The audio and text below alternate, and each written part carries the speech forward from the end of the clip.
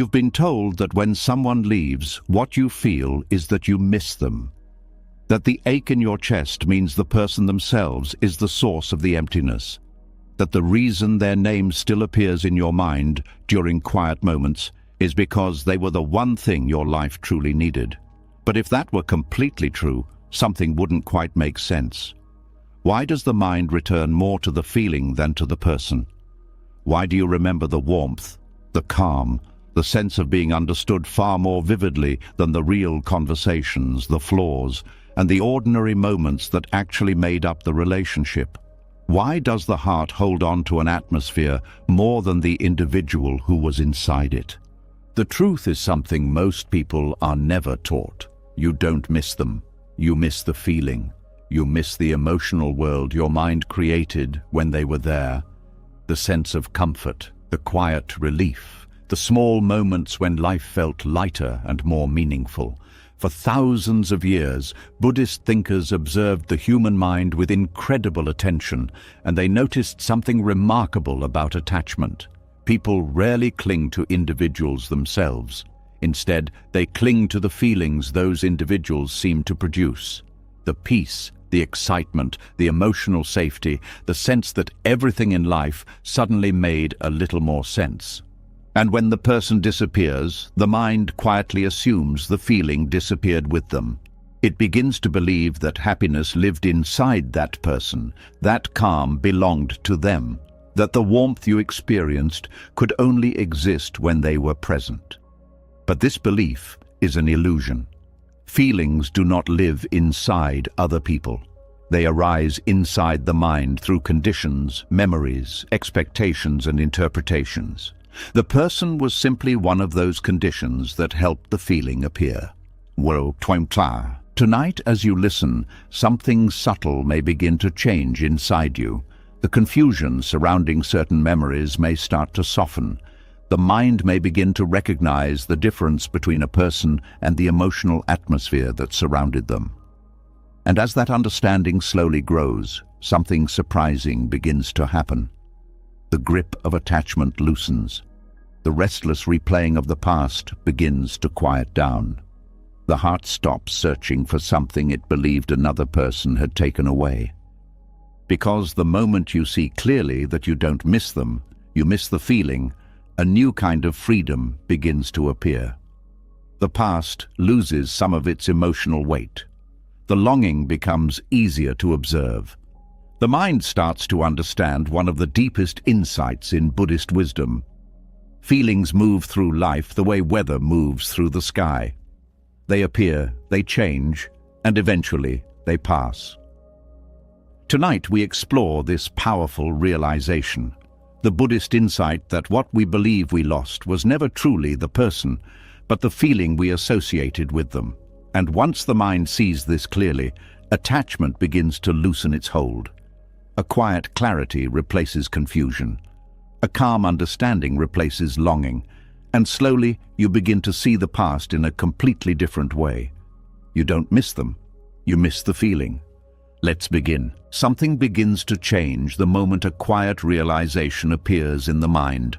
The moment the heart begins to question whether the person you miss is truly the person at all.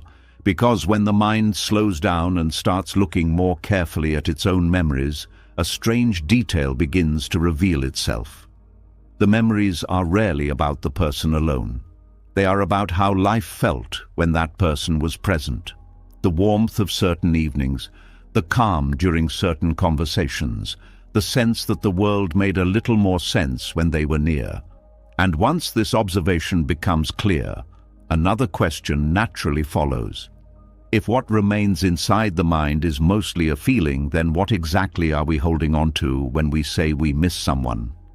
What often surprises people is that the mind does not store people the way it stores objects. A chair in a room can be remembered with clear details. The shape, the color, the location. But people are not remembered in the same way. The mind rarely keeps an exact recording of who someone was. Instead, it stores emotional impressions. These impressions become the real memory. Over time, they become stronger than the actual person who created them. When someone leaves your life, the brain does not simply remember their face or the words they used to say. What it remembers most clearly is the internal state that surrounded them, the sense of comfort, the relief from loneliness, the excitement that certain moments created, the feeling that the world felt softer or more alive when they were nearby. Slowly, the mind begins to merge the person and the feeling into one single idea. The brain quietly says to itself that this person is the feeling. This is where attachment begins to form. The human mind has a natural tendency to associate internal states with external causes. If a certain place made you feel peaceful, the mind believes the peace belonged to the place. If a certain song made you feel emotional, the mind believes the emotion lives inside the music. And if a certain person appeared in your life during moments of warmth, excitement, or relief, the mind begins to believe that those feelings came directly from them. But in reality, the person was only one part of a much larger set of conditions.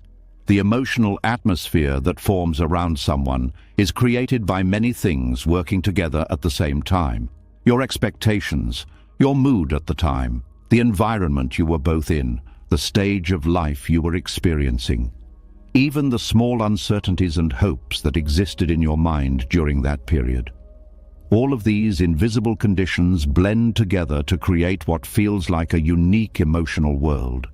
And once that emotional world forms, the mind begins to attach the entire atmosphere to the person who happened to be present within it.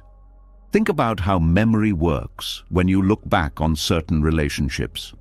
Very rarely do people say they miss ordinary details like the exact conversations or the small disagreements that also existed.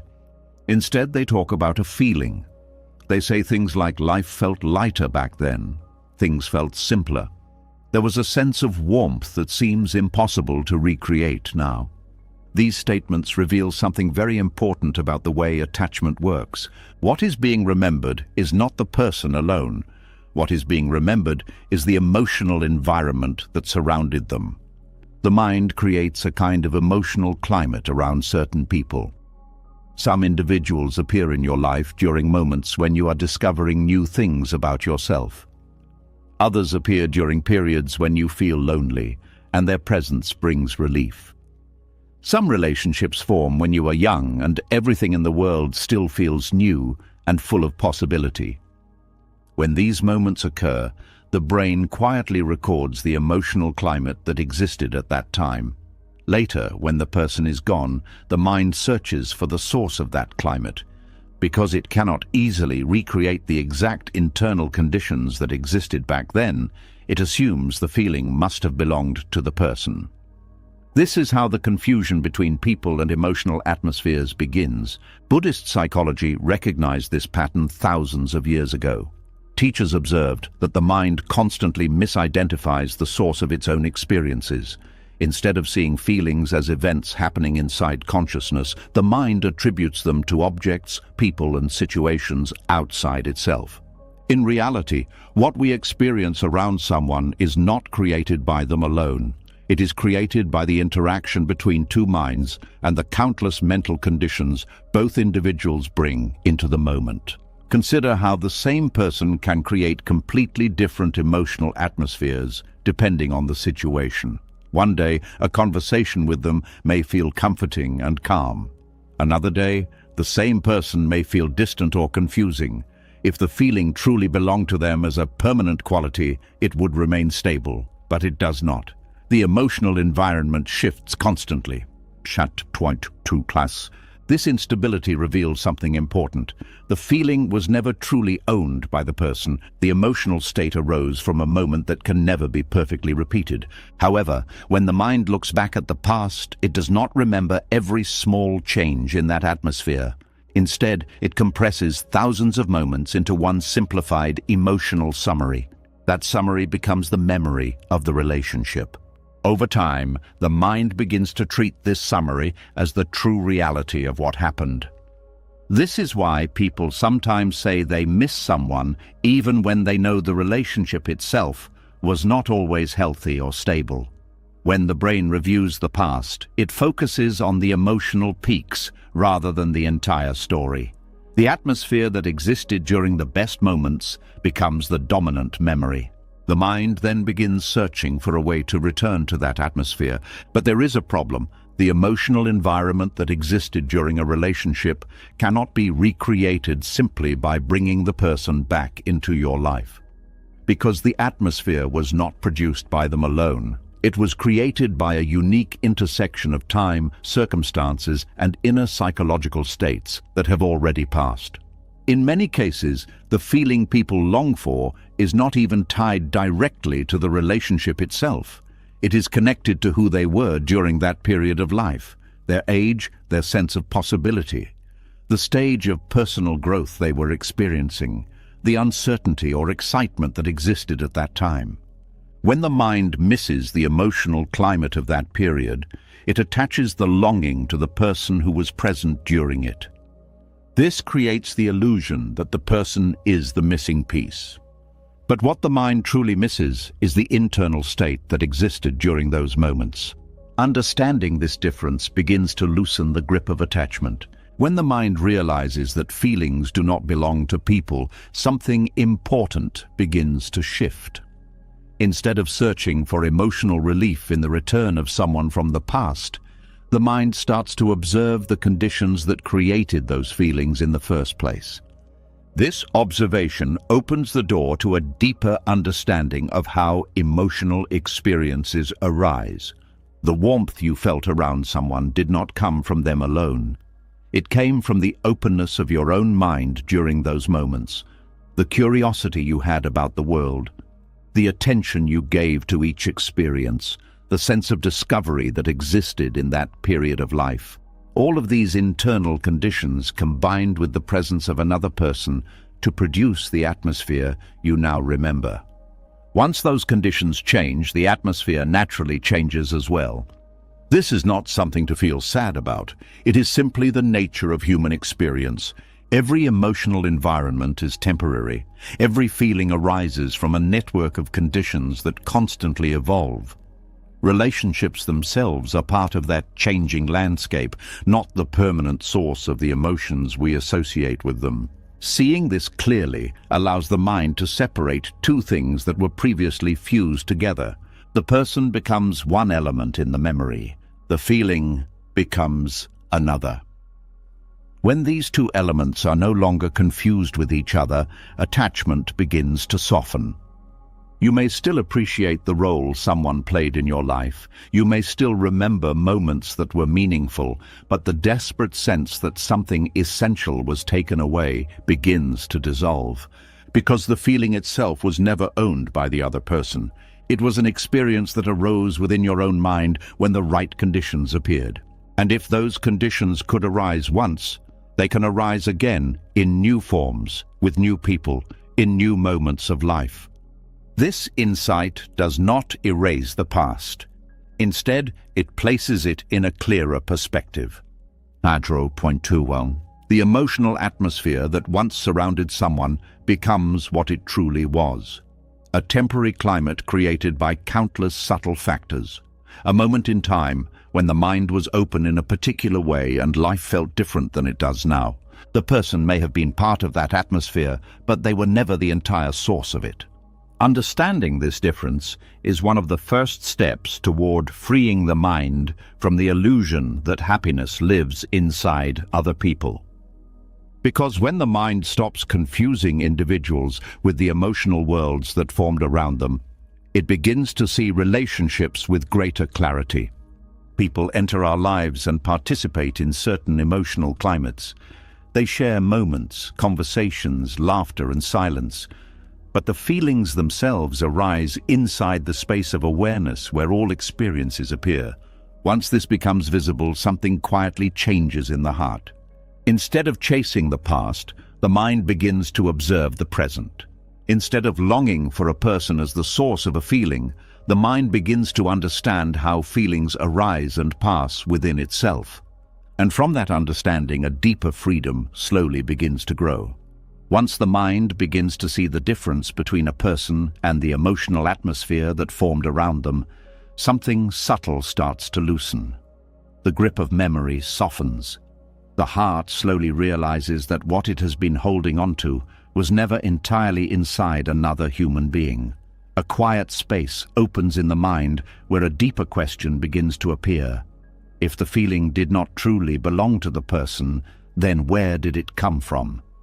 This question is where one of the most important insights in Buddhist understanding begins to unfold.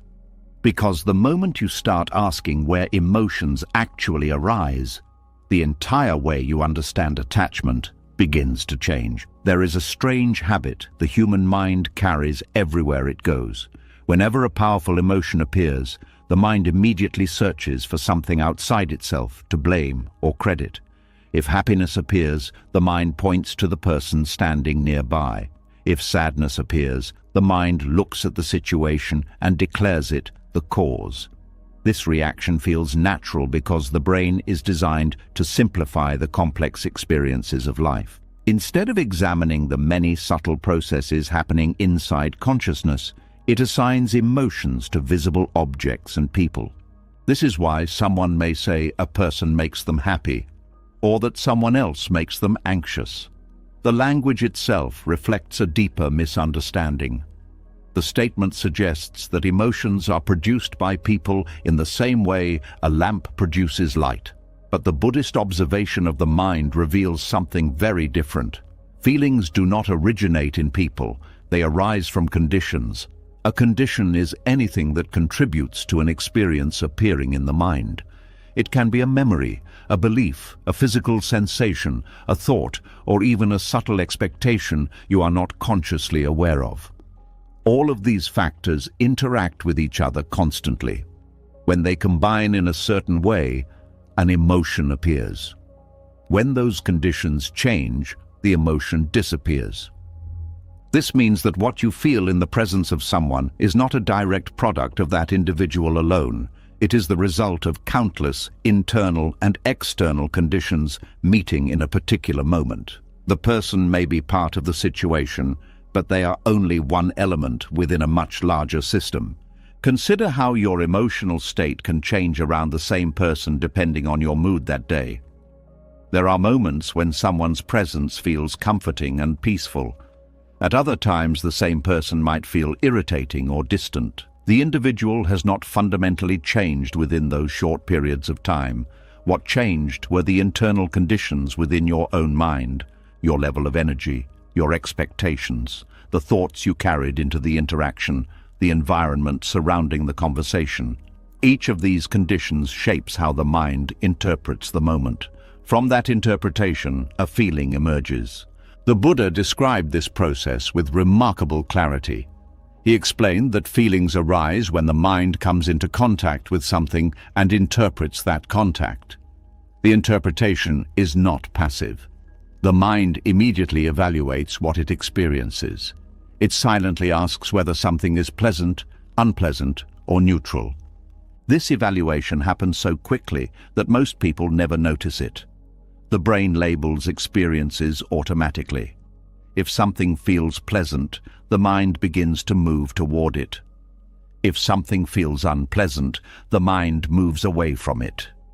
These reactions create the foundation of attachment and aversion. In relationships, this process becomes especially powerful because human connection often produces strong emotional responses. When a conversation brings relief from loneliness, the mind records the pleasant feeling and associates it with the person involved. The brain quietly concludes that this individual is the source of the happiness. But what actually happened was more complex. The pleasant feeling arose because several conditions aligned. Perhaps the person listened attentively. Perhaps you were already feeling vulnerable and needed reassurance. Perhaps the moment occurred during a time when you were searching for meaning or companionship. Each of these internal conditions prepared the mind to experience relief and warmth. The other person simply participated in the moment where those conditions were activated. If those same conditions had existed while speaking with someone else, the feeling might have appeared there as well. But because the experience occurred with a specific person, the mind creates a shortcut in its understanding. It concludes that the individual themselves produce the emotion. This shortcut becomes the beginning of emotional attachment. Once the mind believes that happiness comes from a particular person, it begins to protect that connection. The thought of losing them creates anxiety because the brain assumes the feeling will disappear along with them. In reality, what the mind fears losing is the set of conditions that allowed the emotion to arise. However, those conditions are not fixed in time. They shift constantly. Your beliefs evolve. Your understanding of yourself changes. Your expectations about relationships grow or dissolve. Each time these internal elements change, the emotional experiences connected to them also change. This is why the same relationship can feel different at different stages of life. In the beginning, there may be excitement and curiosity. Later, there may be comfort and familiarity.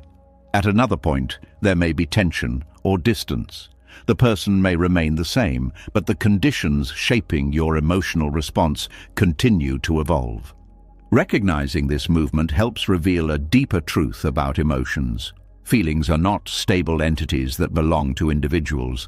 They are temporary events created by conditions that constantly interact. Buddhist teachers often compared emotions to natural phenomena such as weather. A clear sky does not belong to the mountain it appears above. A storm does not belong to the ocean it passes over. These events arise when certain atmospheric conditions gather together. When those conditions change, the sky becomes different again. The same principle applies to emotional experience. When someone enters your life during a period of openness, curiosity, or longing, the conditions may produce feelings of warmth and connection. If the same person appeared during a time of stress or exhaustion, the emotional result might be entirely different. This does not mean that relationships are meaningless. It means they are part of a much larger process occurring within consciousness. People participate in the conditions that shape emotions, but they are not the sole creators of those emotions. Understanding this distinction can feel uncomfortable at first because it challenges one of the most deeply held assumptions about love and happiness. Many people believe that the right person will permanently generate certain feelings within them. But Buddhist insight suggests something more realistic and ultimately more liberating. No person can permanently produce a feeling inside another mind. What they can do is participate in moments where certain conditions allow emotions to arise. When the mind begins to see emotions this way, attachment begins to loosen. Instead of believing that happiness depends on holding on to a specific individual, the mind recognizes that emotional well-being depends on understanding the conditions that shape experience. This realization shifts the focus inward. Rather than asking who can provide a particular feeling, the mind begins to ask what internal states allow that feeling to appear. It becomes clear that qualities such as openness, attention, and emotional awareness play a major role in shaping the emotional world we experience. For example, when the mind is calm and receptive, even simple interactions can feel meaningful. A short conversation with a stranger can bring a sense of connection. A quiet moment shared with someone can feel peaceful. These experiences do not require a specific person to exist. They arise when the mind is present and available to the moment. In contrast, when the mind is restless or distracted, even meaningful relationships may feel empty. A conversation that could have brought warmth passes by unnoticed because the conditions within the mind are not prepared to receive it. This demonstrates that emotional experience depends heavily on the internal environment of awareness. The more clearly the mind understands this process, the less it depends on external circumstances for emotional stability. Relationships remain valuable and meaningful, but they are no longer seen as the sole source of happiness. Instead, they become part of a dynamic exchange between internal and external conditions. This perspective also changes how the mind responds to the end of a relationship. When someone leaves, the brain may initially assume that the feelings associated with them have disappeared forever. But when the nature of emotions is understood more deeply, it becomes clear that those feelings were never owned by the other person. They were experiences arising from conditions that can appear again in different forms.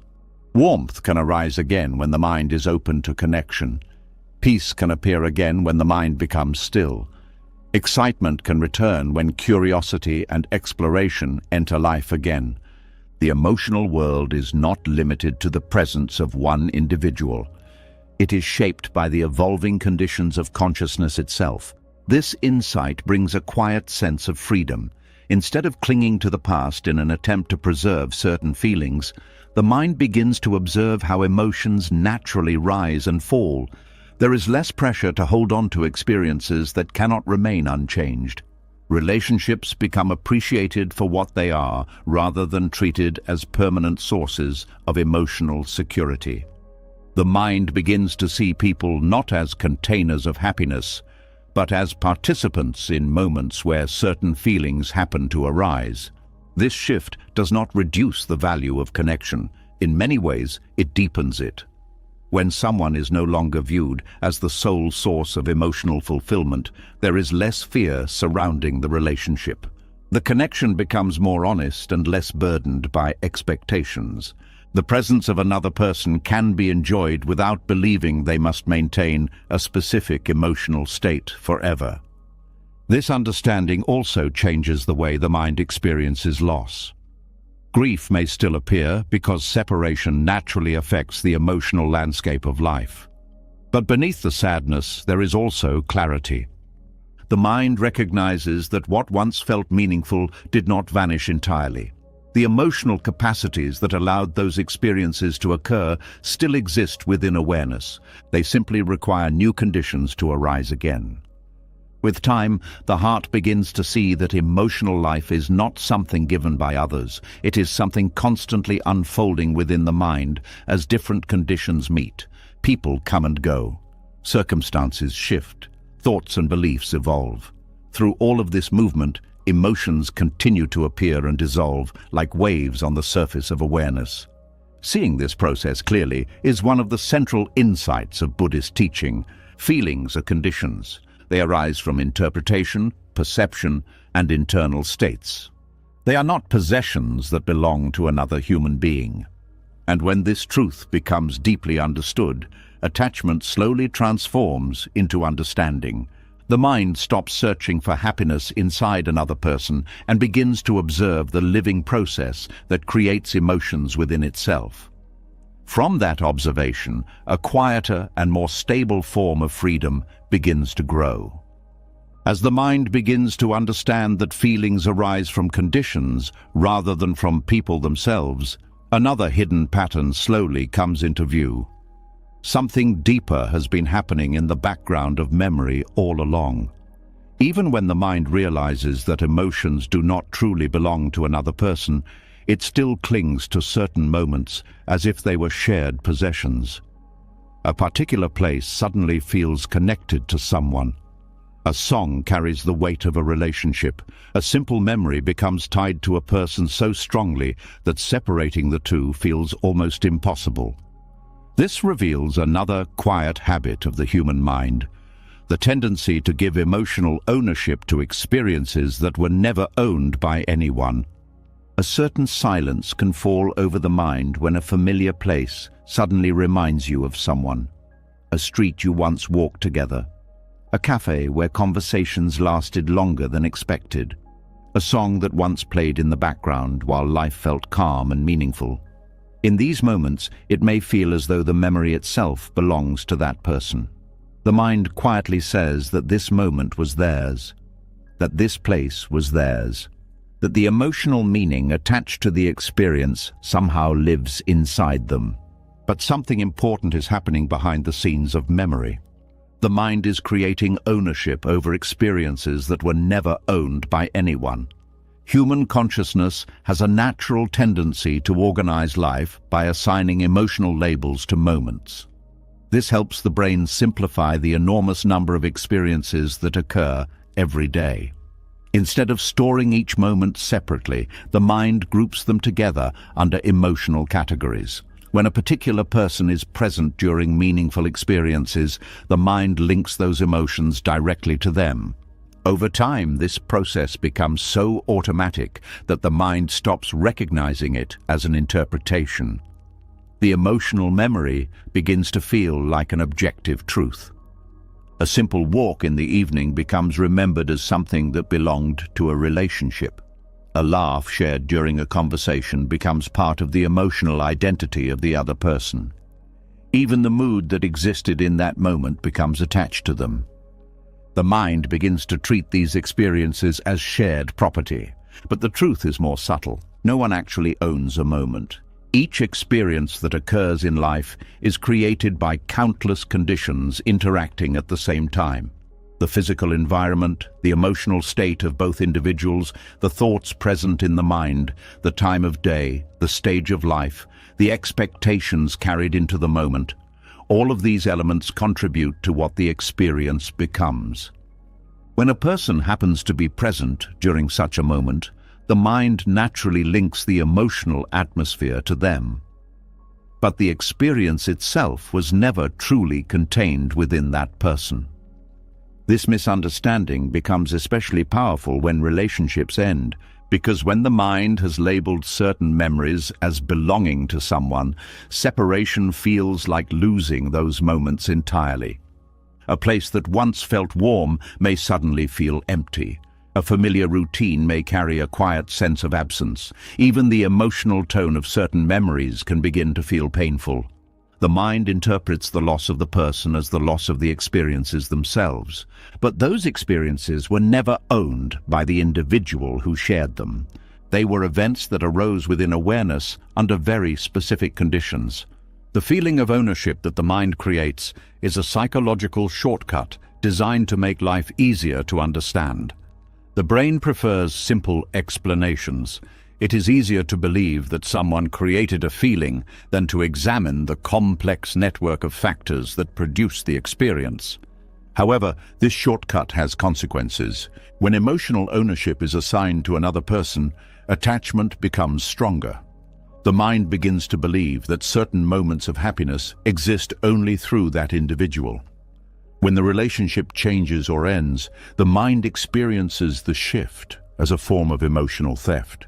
It feels as though something that once belonged to you has been taken away. In reality, what has changed are the conditions that once allowed those experiences to arise. The cafe still exists. The street is still there. The music can still be played. But the emotional climate that surrounded those moments was shaped by countless subtle elements that cannot be repeated in exactly the same way. This is one reason memory can feel so powerful. The mind is not simply remembering a person. It is remembering an entire emotional environment that existed at a particular point in time. Because the brain cannot easily recreate the full complexity of that environment, it attaches the memory to the person who shared it. The individual becomes a symbol representing the entire emotional atmosphere of that period. This is why certain relationships can feel larger than life when remembered in the mind. The person begins to carry the weight of many different experiences. They represent a time when life felt different, when certain hopes existed, when certain possibilities seemed open, when certain emotional states were more available than they are now. When the mind misses someone, it often misses the version of life that existed while they were present. But that version of life was never truly owned by the other person. It was the result of many conditions unfolding at once. Understanding this reveals another subtle layer of attachment. The mind not only assigns feelings to people, it assigns ownership of moments themselves. Shared experiences become emotionally branded with the identity of another person. This is why it can feel difficult to revisit certain places after a relationship ends. The mind believes those spaces belong to someone else. In reality, those places never belonged to anyone. They were simply environments where certain emotional conditions happened to arise. Over time, the brain builds entire emotional maps based on these associations. A city becomes connected to a relationship. A certain season of the year carries emotional significance. Even everyday routines become tied to the memory of another person. The mind quietly builds a landscape of experiences that appear to belong to the past.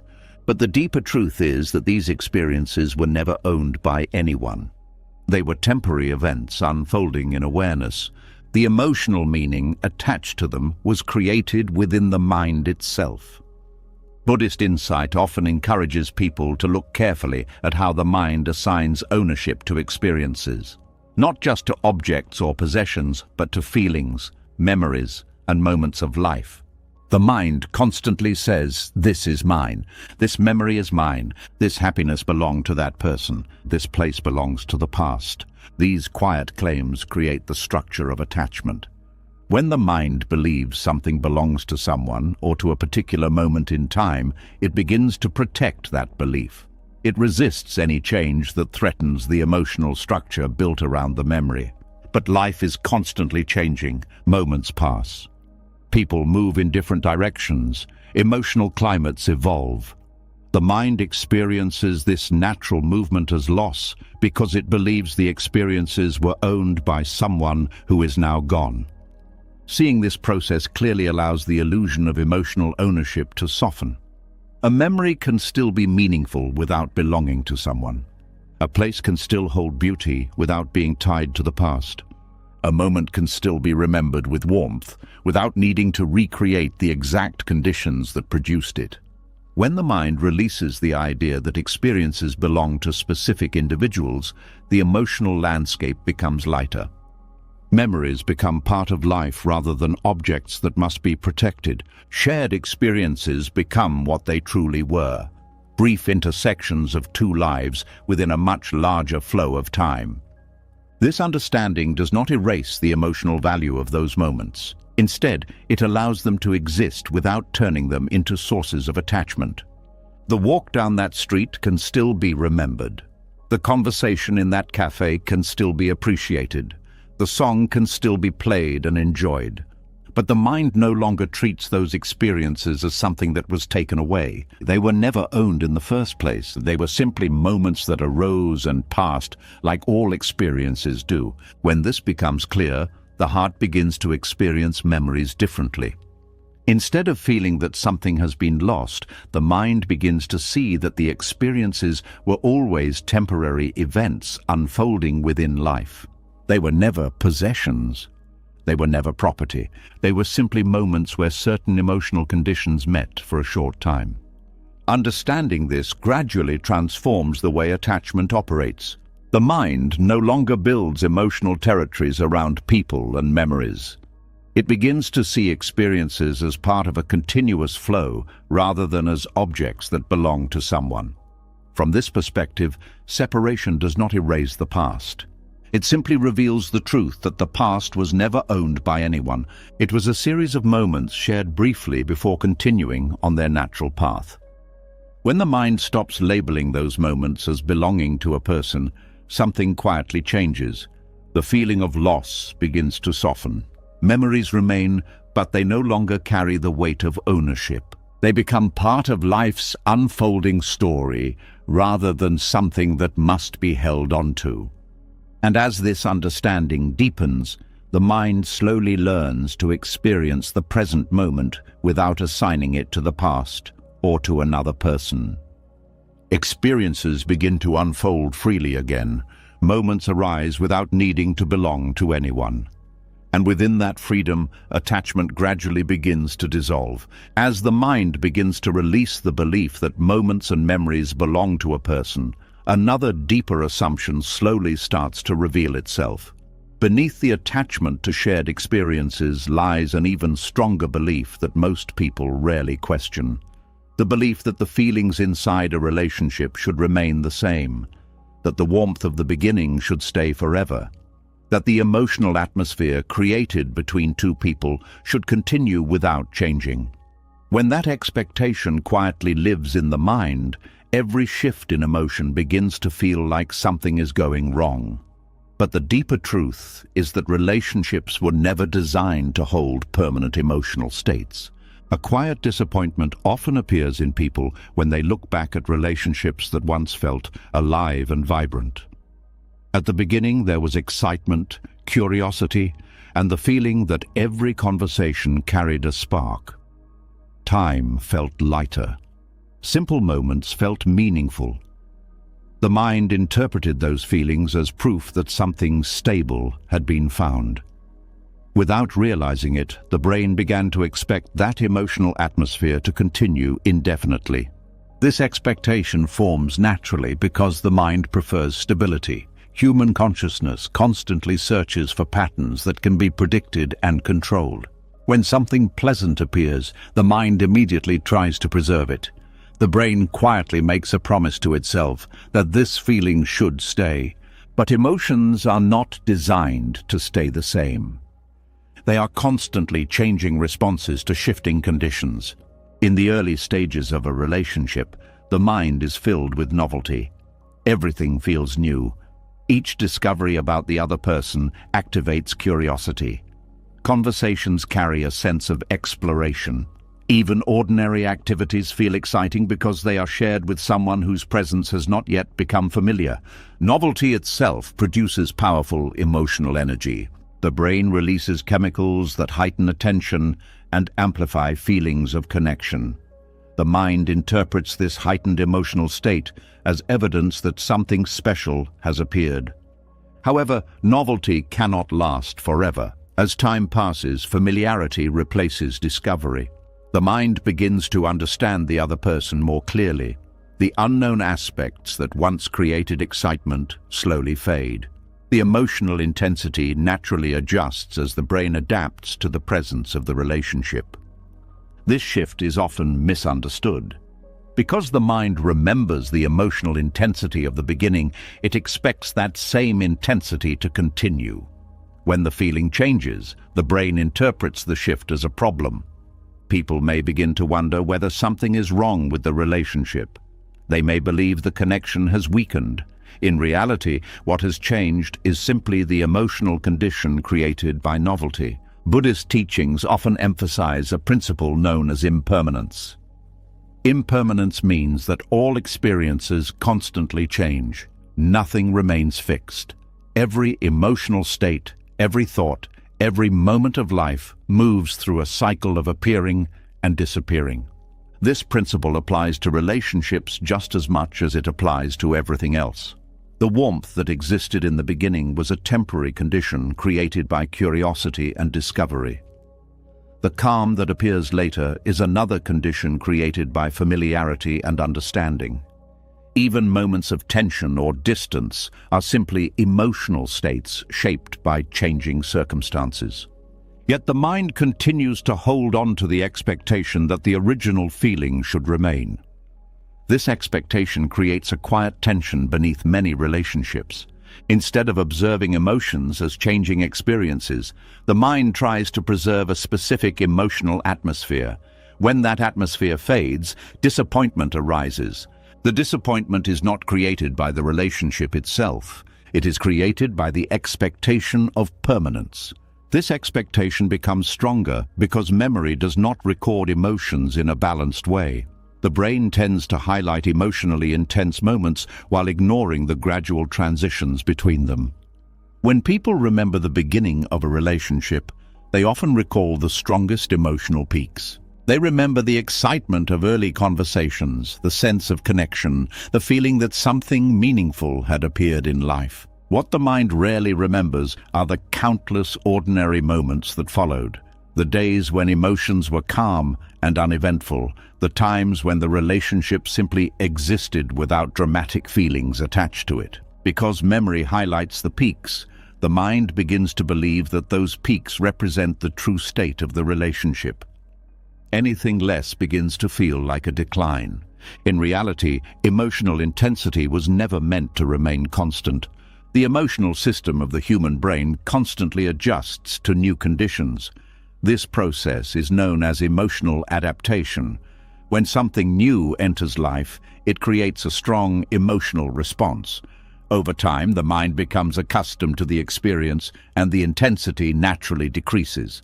This adjustment allows the brain to remain balanced. If emotional intensity remained at its highest level permanently, the mind would become overwhelmed.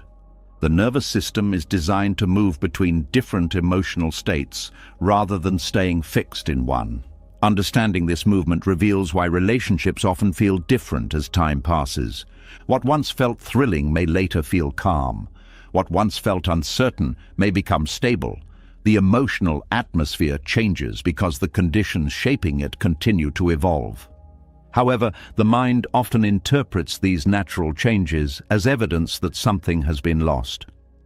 This interpretation can lead people to search for the original emotional intensity again. They may try to recreate the feelings of the beginning by revisiting old memories, repeating certain activities, or expecting the other person to behave in the same way they once did. But emotional conditions cannot be recreated simply by repeating external actions. The original atmosphere emerged from a unique combination of circumstances that existed only at that time. Both individuals were in different stages of life. Their expectations were different. Their knowledge of each other was incomplete. Their curiosity was fresh. All of these elements produced the emotional environment that memory now remembers. As those conditions changed, the emotional environment changed as well. This is not a failure of the relationship, it is the natural movement of life. Buddhist philosophy encourages people to observe emotional experiences without expecting them to remain the same. Instead of clinging to a particular feeling, the mind learns to recognize the changing nature of emotions. This observation brings a deeper sense of calm. When emotional states are allowed to move naturally, relationships become less burdened by unrealistic expectations. People no longer demand that the same emotional atmosphere remain forever. Instead, they begin to appreciate the different stages that a connection passes through. Early excitement gives way to deeper understanding. Curiosity evolves into familiarity. Emotional intensity transforms into stability.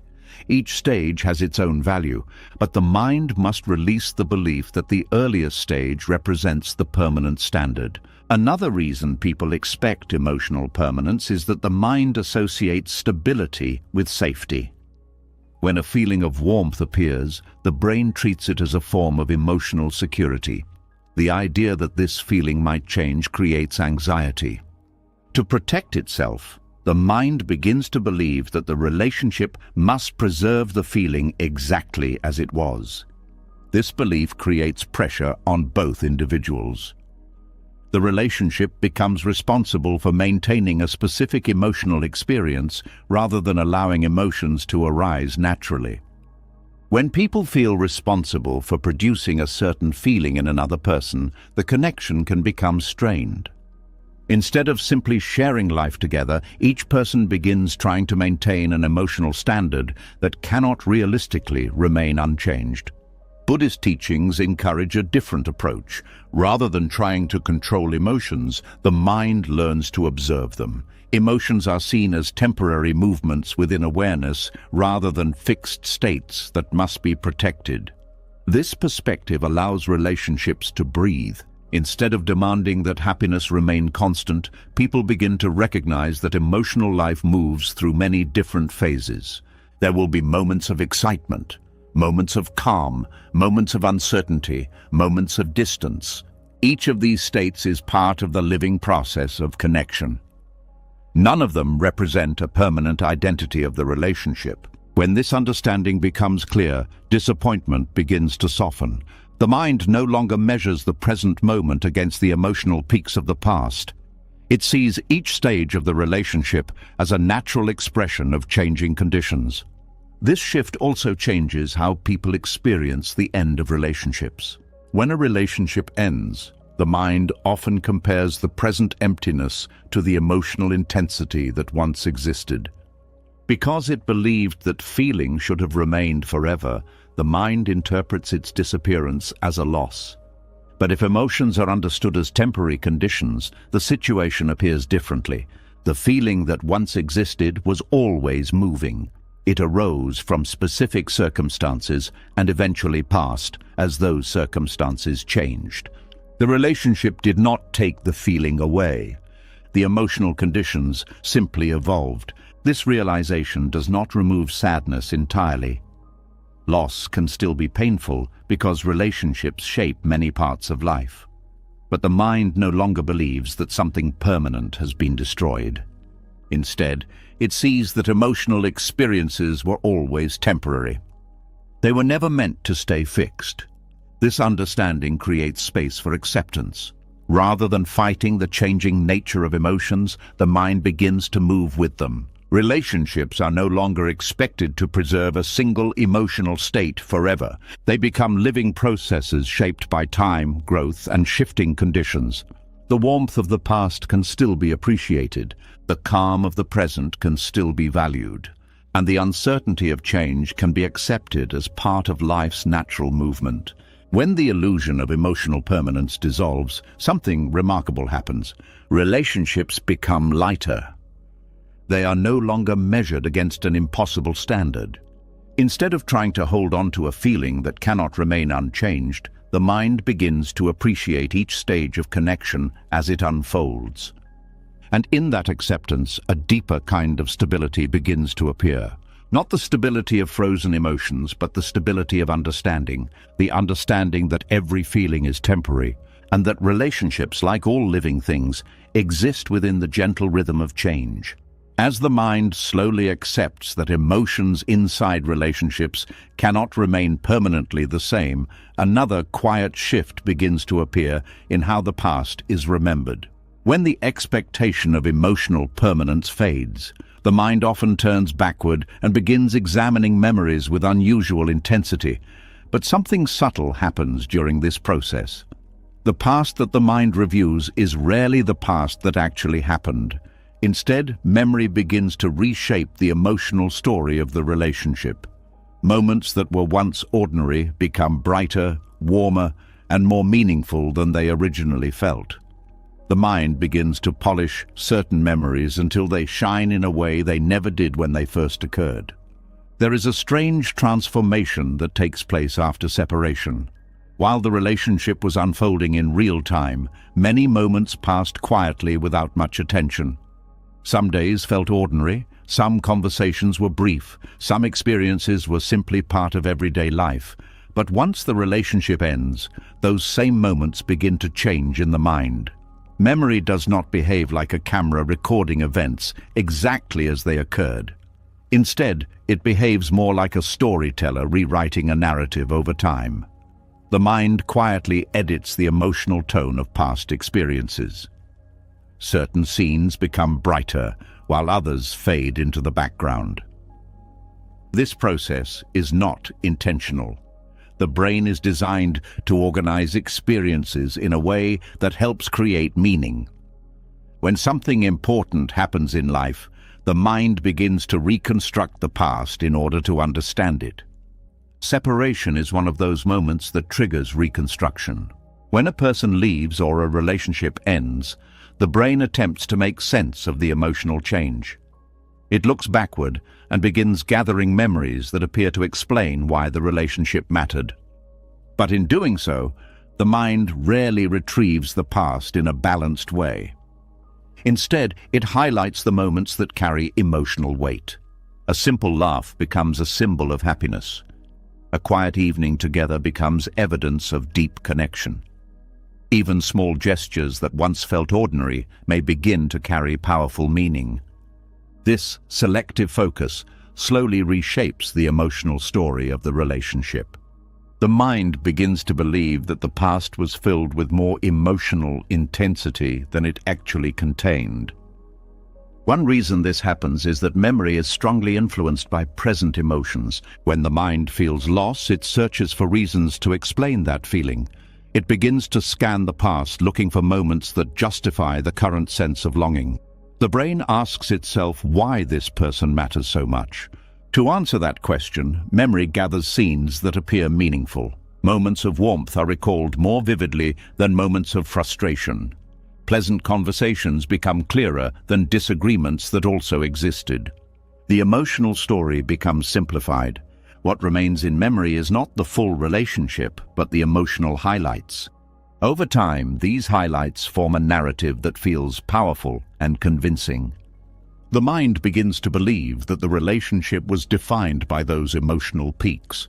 But relationships are rarely composed only of emotional peaks. They contain long periods of ordinary experience, daily routines, neutral conversations, moments of distraction or silence.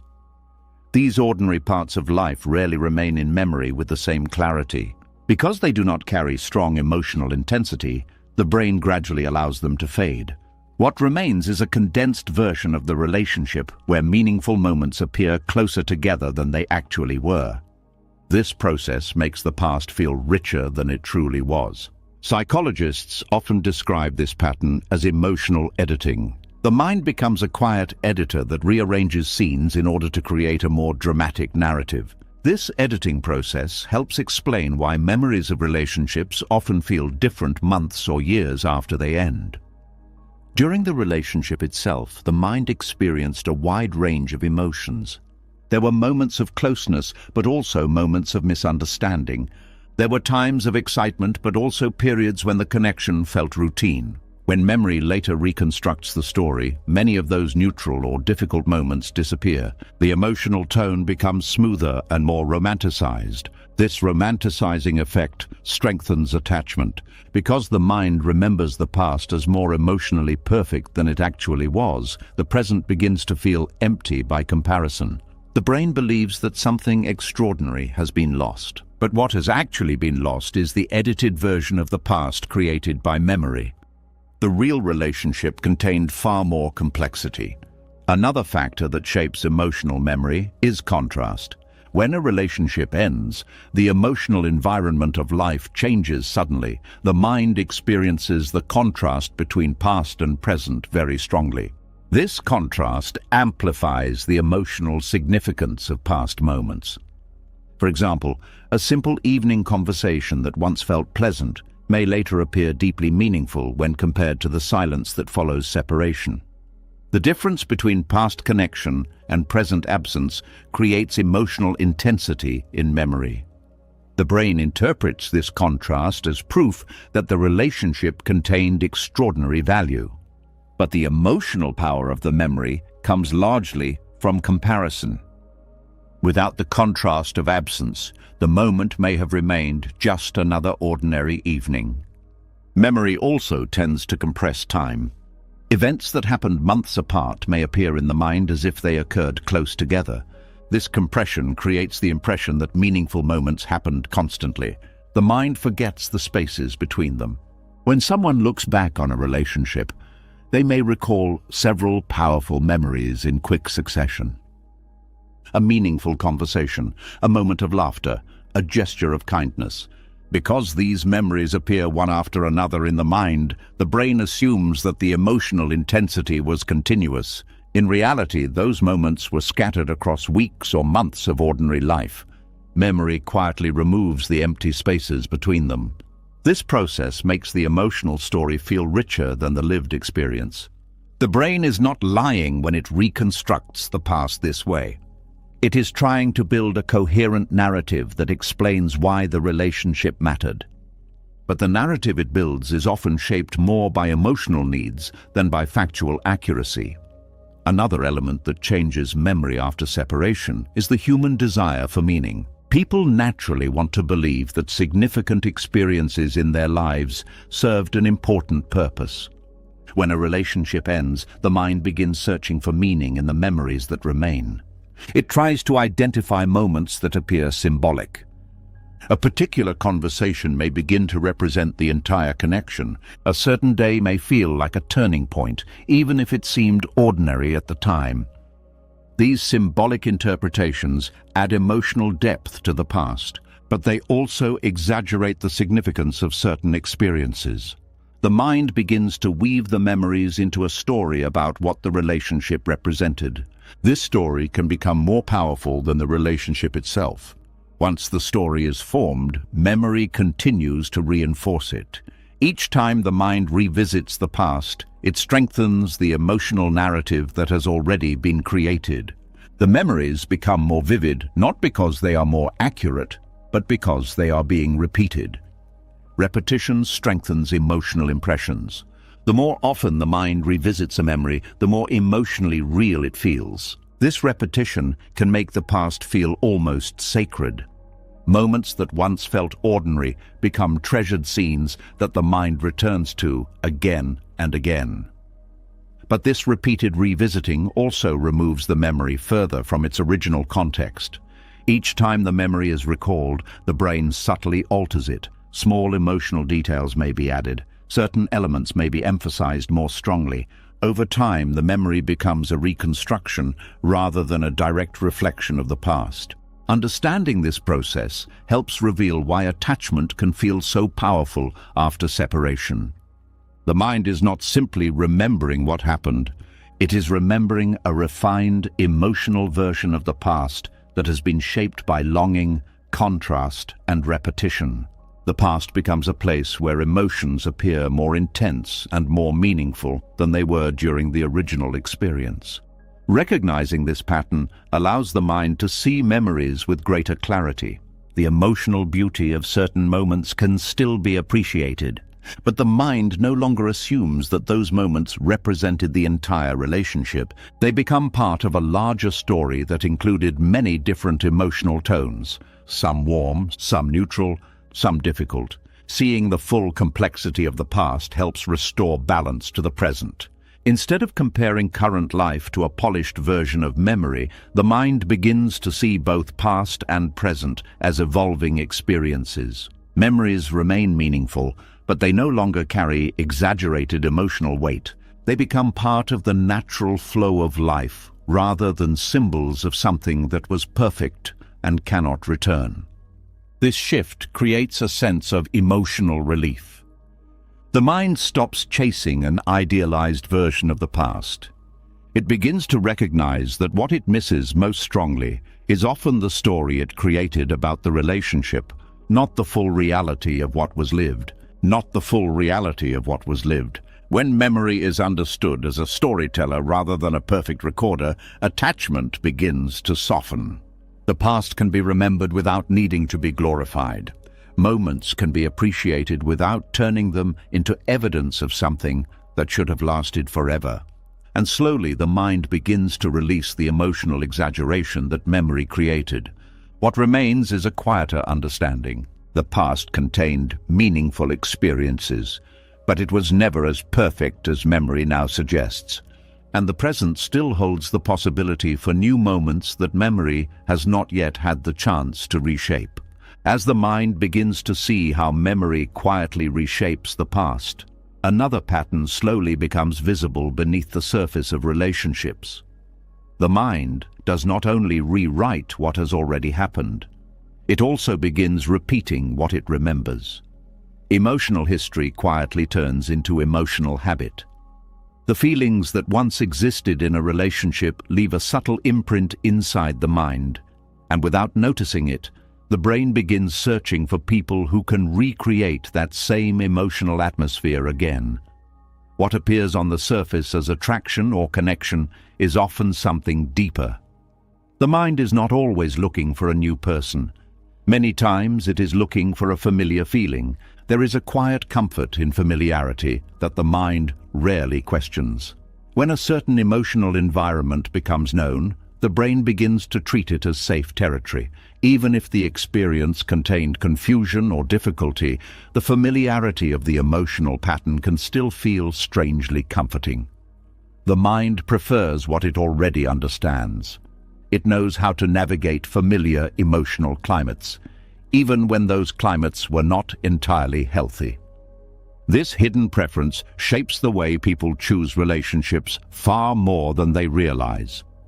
When someone enters a new connection, the mind immediately begins comparing the emotional atmosphere to previous experiences. The brain searches for signals that feel recognizable. A certain tone of voice, a particular type of attention, or even a similar rhythm of communication can trigger the feeling that something meaningful is happening. But often the attraction is not directed toward the person themselves. It is directed toward the emotional environment that person seems to recreate. This is why people sometimes find themselves drawn to individuals who resemble previous partners in subtle ways. The resemblance may not be physical. It may exist in the emotional dynamics of the interaction. Perhaps the person expresses care in a familiar way. Perhaps the emotional rhythm of the relationship echoes something the mind has experienced before. When the brain detects these similarities, it sends a signal of recognition. Recognition creates comfort. Comfort is often mistaken for connection. But recognition does not always mean that two people truly understand each other. It simply means that the emotional conditions feel familiar. The mind is extremely sensitive to these emotional echoes. When a certain emotional environment once played a significant role in life, the brain stores it as a pattern. Later, when a similar pattern appears, the mind reacts quickly. It assumes that the same emotional experience will return. This reaction can make new relationships feel intense very quickly. The sense of familiarity creates the impression that the connection is special or meaningful. The brain interprets the emotional recognition as evidence that the person has a unique place in your life. In reality, what the mind has recognized is not the person. It has recognized the pattern. Emotional patterns operate like internal templates that shape how the mind interprets relationships. These templates are created through past experiences. Each time a relationship produces strong emotions, the brain records the emotional environment surrounding those moments. Later, the mind quietly searches for situations that resemble those environments. This search happens automatically. Most people believe they are choosing relationships based on attraction or compatibility.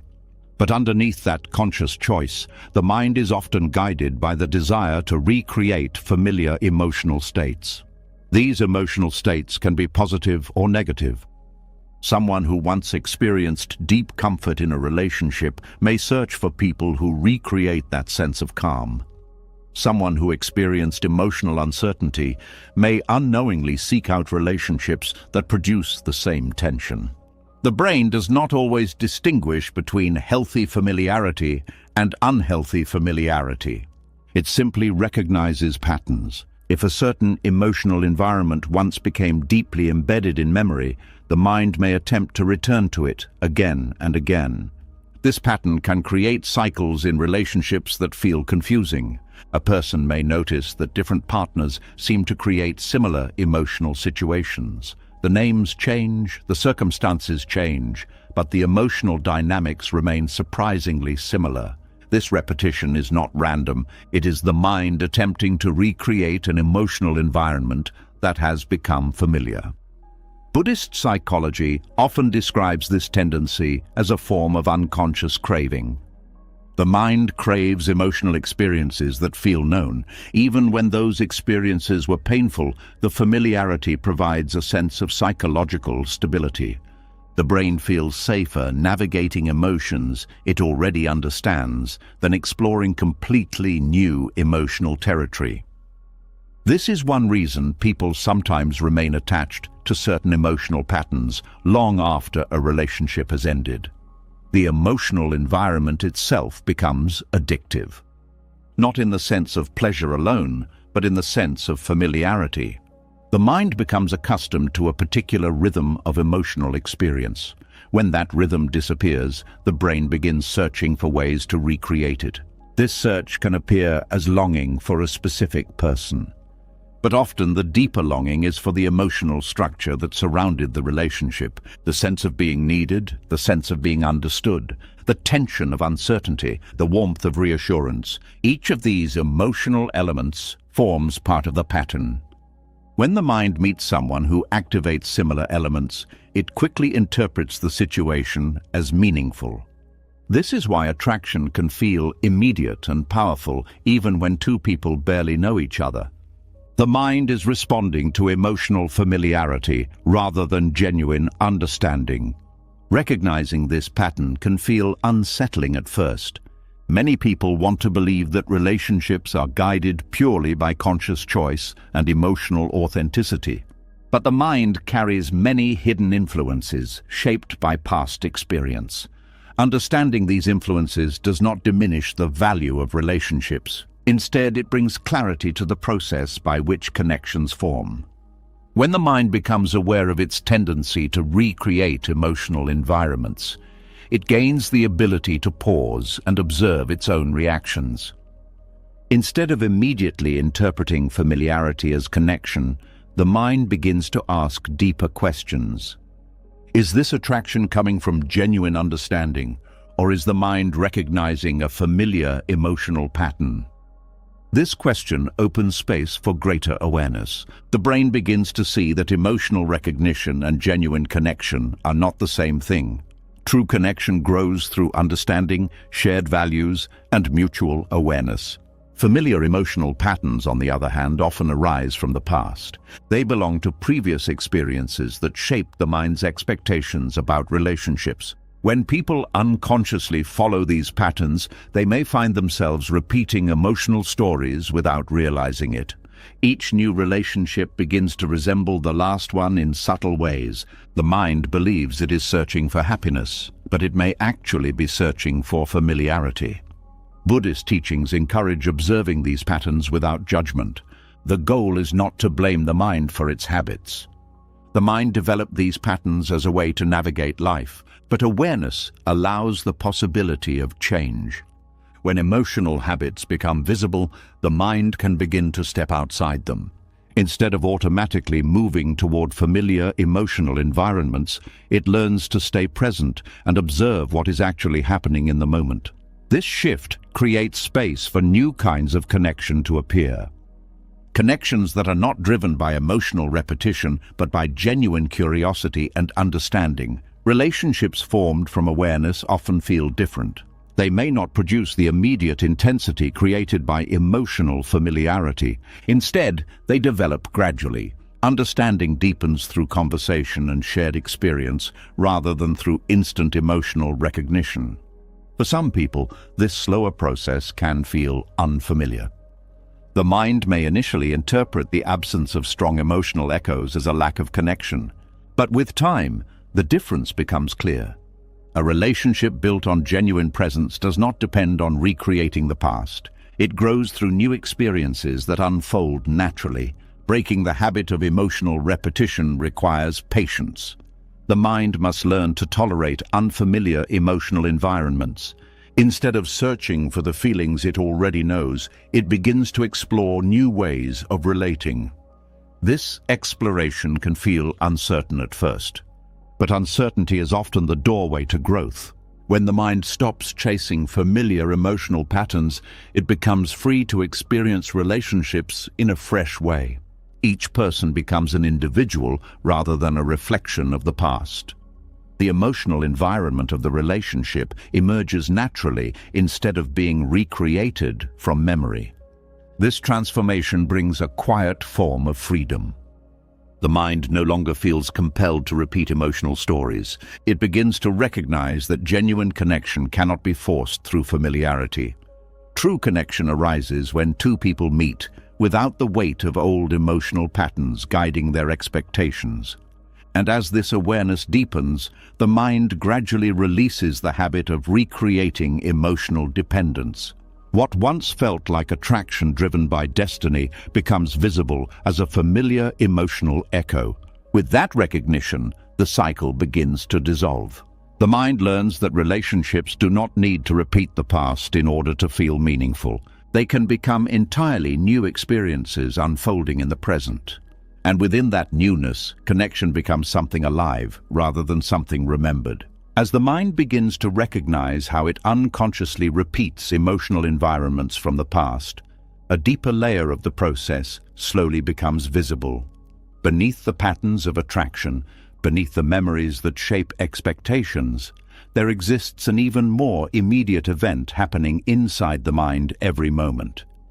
Before the mind creates stories about relationships, before it labels someone as important or meaningful, something much simpler occurs first. A feeling appears. It may be pleasant. It may be uncomfortable. Sometimes it may feel neutral and barely noticeable. Yet these small sensations quietly become the foundation from which attachment eventually grows. A subtle shift in the mind often begins with something so small that it is rarely noticed. a slight sense of warmth when someone smiles, a quiet comfort during a conversation, a brief feeling of tension when a certain tone of voice appears. These tiny emotional signals arrive before the mind has time to analyze what is happening. The Buddha described this moment with a word that appears often in Buddhist teachings, Vedana. Vedana refers to the immediate feeling tone that arises whenever the mind experiences something. It is not yet a complex emotion like love, jealousy, or sadness. It is much simpler than that. It is the first sensory reaction that appears when the mind meets the world. Every experience produces this reaction.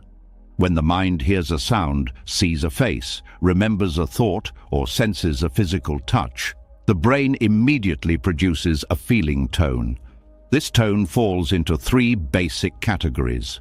The experience may feel pleasant, it may feel unpleasant, or it may feel neutral. These feeling tones arise extremely quickly, often before conscious thought has time to intervene. For example, when someone hears a friendly voice speaking their name, the mind may instantly generate a pleasant sensation. When someone hears criticism or harsh words, the mind may immediately produce discomfort. When the mind encounters something ordinary, like the sound of distant traffic or the sight of a passing stranger, the feeling tone may remain neutral. This process occurs continuously. Every moment, the mind is generating small signals that indicate whether an experience feels attractive, uncomfortable, or indifferent. At first, these signals seem insignificant, but they play a powerful role in shaping attachment. When a pleasant feeling tone appears, the mind instinctively moves toward it. It begins to want the experience to continue. It may not yet know why the feeling is pleasant, but it recognizes that the sensation is enjoyable. The brain begins to associate the pleasant sensation with whatever object or person happened to be present when the feeling arose. This is the earliest stage of attachment. Before the mind develops emotional stories about a person, it has already begun linking that individual to a pleasant feeling tone. The person may simply have spoken kindly, smiled gently, or listened with attention. The mind experiences the pleasant sensation and quietly records the association. Later, when the same person appears again, the mind remembers the pleasant sensation and anticipates that the feeling may return. This anticipation strengthens interest. The mind becomes more attentive to the person. Small gestures that might otherwise go unnoticed begin to feel meaningful because they are linked to the pleasant sensation stored in memory. Over time, the mind constructs a larger emotional narrative around these repeated experiences. But the narrative began with something very small. A simple, pleasant feeling tone. In the same way, unpleasant feeling tones can shape relationships in the opposite direction. When the mind experiences discomfort around someone, even if the cause is subtle, the brain records the association. Perhaps the person's tone sounded impatient. Perhaps their words triggered an old memory. Perhaps the emotional atmosphere simply felt tense. The unpleasant sensation may be brief, but the mind quietly remembers it. Later encounters with that person may carry a subtle sense of caution. The mind may not consciously remember the original moment, but the feeling tone remains stored in emotional memory. This is why certain people can evoke immediate comfort, while others create unexplained tension. The brain has already formed associations through the feeling tones of past experiences. Most people are not aware that this process is happening. They believe attachment begins when they consciously decide that someone is important or attractive. But by the time that conscious decision appears, the mind has already processed many layers of feeling tones. These sensations quietly guide attention and interest long before the mind forms deliberate judgments. Buddhist teachings place great importance on recognizing Vedana because it reveals the earliest stage of attachment. If the mind can observe feeling tones clearly, it can see how emotional reactions begin to develop. Without this awareness, the process unfolds automatically. A pleasant sensation leads to desire. An unpleasant sensation leads to resistance. A neutral sensation leads to indifference. These reactions become the foundation of emotional patterns. In relationships, pleasant feeling tones often create the first spark of attraction. When someone makes us feel understood, appreciated, or emotionally safe, the mind experiences pleasant sensations that it wants to repeat. The brain begins to seek out situations where those sensations can occur again. This desire gradually deepens into emotional attachment, but the attachment is not truly directed toward the person alone. It is directed toward the pleasant sensation that the person helped create. Understanding this distinction changes how the mind interprets attraction. The pleasant feeling tone is not owned by the other person. It arises from the interaction between your mind and the conditions present in that moment. The other person may contribute to those conditions, but the sensation itself is generated within your own experience. This insight helps explain why two people can experience the same interaction differently. One person may feel warmth and comfort during a conversation, while the other person feels uncertainty or tension. The external situation is the same, but the internal conditions of each mind shape the feeling tone differently. Each individual carries their own memories, expectations, and emotional sensitivities into the moment. These internal conditions influence whether the experience feels pleasant, unpleasant, or neutral.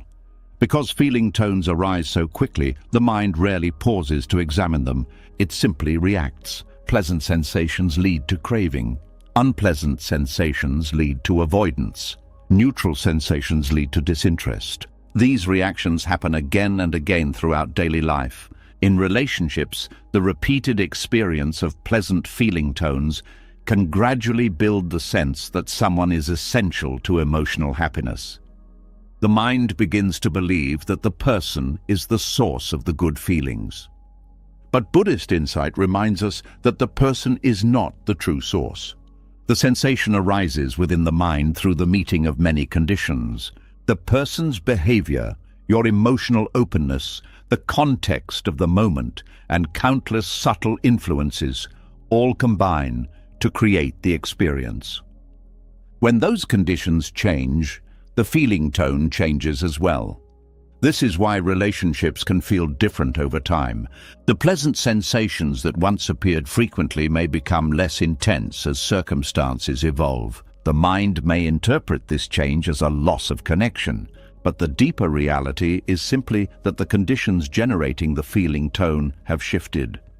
Recognizing the role of Vedana helps the mind understand the early stages of attachment before they become overwhelming. When a pleasant sensation appears, awareness can observe it without immediately turning it into craving. When an unpleasant sensation arises, awareness can notice the discomfort without creating aversion. This practice allows emotions to move naturally without becoming fixed attachments. Instead of being pulled automatically toward pleasant sensations, the mind begins to see them as temporary experiences. They arise, remain briefly, and pass away. The same is true for unpleasant sensations. They appear, create discomfort, and eventually dissolve when the conditions supporting them change. When the mind learns to observe these feeling tones carefully, it begins to understand that emotions are not permanent features of relationships. They are momentary signals created by the meeting of internal and external conditions. This understanding weakens the belief that happiness lives inside another person. The pleasant sensation that arises in someone's presence is simply one moment in the ongoing flow of experience. It does not define the entire relationship. It does not guarantee that the same feeling will appear again. It is simply a passing event within awareness.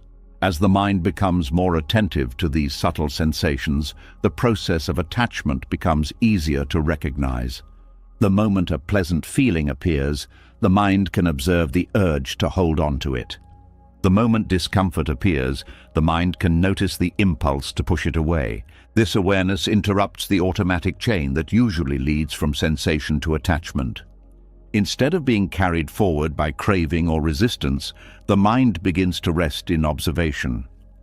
feelings continue to arise and pass, but they no longer control the direction of attention. This shift creates a new kind of freedom in relationships. Connection can still exist. Warmth and appreciation can still be experienced, but the mind no longer depends on repeating specific sensations in order to feel secure. Relationships become opportunities for shared experience rather than sources of emotional possession. The presence of another person can be enjoyed without believing that the pleasant sensations they evoke must remain forever. This understanding does not reduce the beauty of connection, it deepens it. Because when the mind is free from attachment to specific feeling tones, it becomes more open to the richness of each moment. Pleasant sensations can be appreciated without being clung to. Unpleasant sensations can be observed without being feared. Neutral moments can be noticed without being ignored.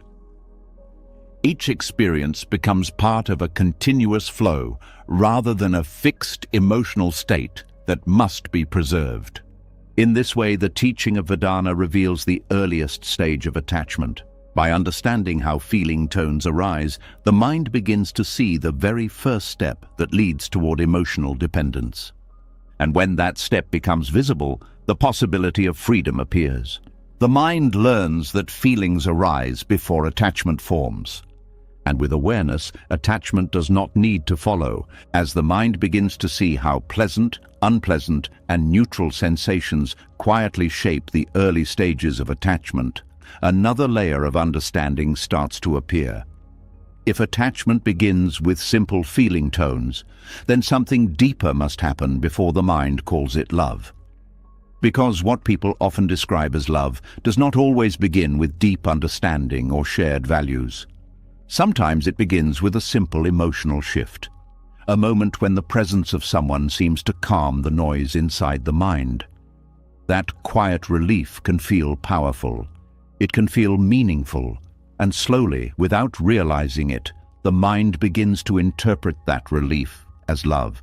A certain calm can enter the mind when someone appears at the right moment in life. Perhaps the mind was feeling uncertain, restless, or emotionally tired. Perhaps there was loneliness that had quietly built over time. Then suddenly a person enters the environment, and their presence softens that tension. Conversations feel easy. Silence feels comfortable. The emotional pressure that once existed inside the mind begins to relax. That relief can feel extraordinary. When emotional weight disappears, even briefly, the mind experiences a powerful sense of gratitude. The brain interprets the change as something valuable. It begins to associate the person with the relief that has appeared. This is one of the earliest moments when emotional comfort begins to resemble love. But emotional relief and love are not the same experience. Relief occurs when a tension inside the mind dissolves. Love is something deeper that grows through understanding, respect, patience, and shared growth. Relief is immediate. Love develops slowly. The difficulty arises because relief can feel so powerful that the mind mistakes it for something more permanent. Consider what happens when someone has been carrying emotional stress for a long period of time. When another person enters their life and listens without judgment, the mind feels seen. The pressure inside begins to loosen. That moment of emotional release creates a strong, pleasant sensation. The mind quickly connects that sensation to the person who happened to be present. The brain concludes that this individual has a special ability to create happiness. But the deeper truth is that the relief came from the mind itself, releasing tension. The other person simply provided a safe environment where that release became possible. When emotional relief is confused with love, attachment grows quickly. The mind begins to depend on the person to recreate that calming effect. Their presence becomes associated with stability. Their absence may feel like the return of emotional pressure. Over time, the relationship may begin to revolve around this dynamic. One person becomes the emotional anchor, while the other experiences comfort through their presence. At first, this dynamic can feel very strong and meaningful, but emotional relief is often temporary. The internal tension that created the need for relief may return. Life circumstances may change. The emotional needs of both individuals may evolve. When that happens, the same person may no longer produce the same calming effect. The mind may feel confused by this change. It may begin to wonder whether the love has faded. But what has actually changed is the emotional condition that once produced the relief. When love is based primarily on emotional comfort, it can become fragile. The relationship becomes responsible for maintaining a specific internal state within the mind. This creates pressure on both individuals. The person providing comfort may feel responsible for preserving the emotional balance of the other. The person receiving the comfort may feel anxious about losing the source of their relief. The relationship becomes centered around maintaining emotional stability rather than exploring deeper connection. Buddhist understanding encourages observing this pattern carefully. Emotional relief is not a problem by itself. Feeling safe and calm around another person is a natural part of connection. But when relief becomes the main foundation of attachment, the relationship can become dependent on repeating the same emotional experience again and again. This dependence can prevent both individuals from truly seeing each other. The mind focuses on how the person makes it feel, rather than understanding who the person actually is. True love grows through awareness. It develops when two individuals learn about each other's values, perspectives, and experiences over time. It requires patience because understanding another human being cannot happen instantly. It also requires acceptance of complexity. Every person carries strengths, weaknesses, fears, and aspirations that reveal themselves gradually. When the mind is focused mainly on emotional relief, it may overlook these deeper layers of the person. The relationship becomes centered on the comfort they provide rather than the person themselves. This is one reason some relationships begin with intense emotional closeness but later struggle to deepen. The early connection was built on the experience of relief rather than genuine knowledge of each other. As life continues, both individuals begin to reveal parts of themselves that were not visible in the beginning. Differences in values, communication styles, or emotional needs may appear. When this happens, the sense of comfort may decrease. The mind interprets this change as the loss of love. But in many cases, the original experience was not love in the deeper sense. It was emotional relief. Understanding this distinction does not diminish the beauty of connection. It simply reveals how the mind sometimes builds powerful attachments around the removal of emotional discomfort. Many people encounter this pattern after periods of loneliness.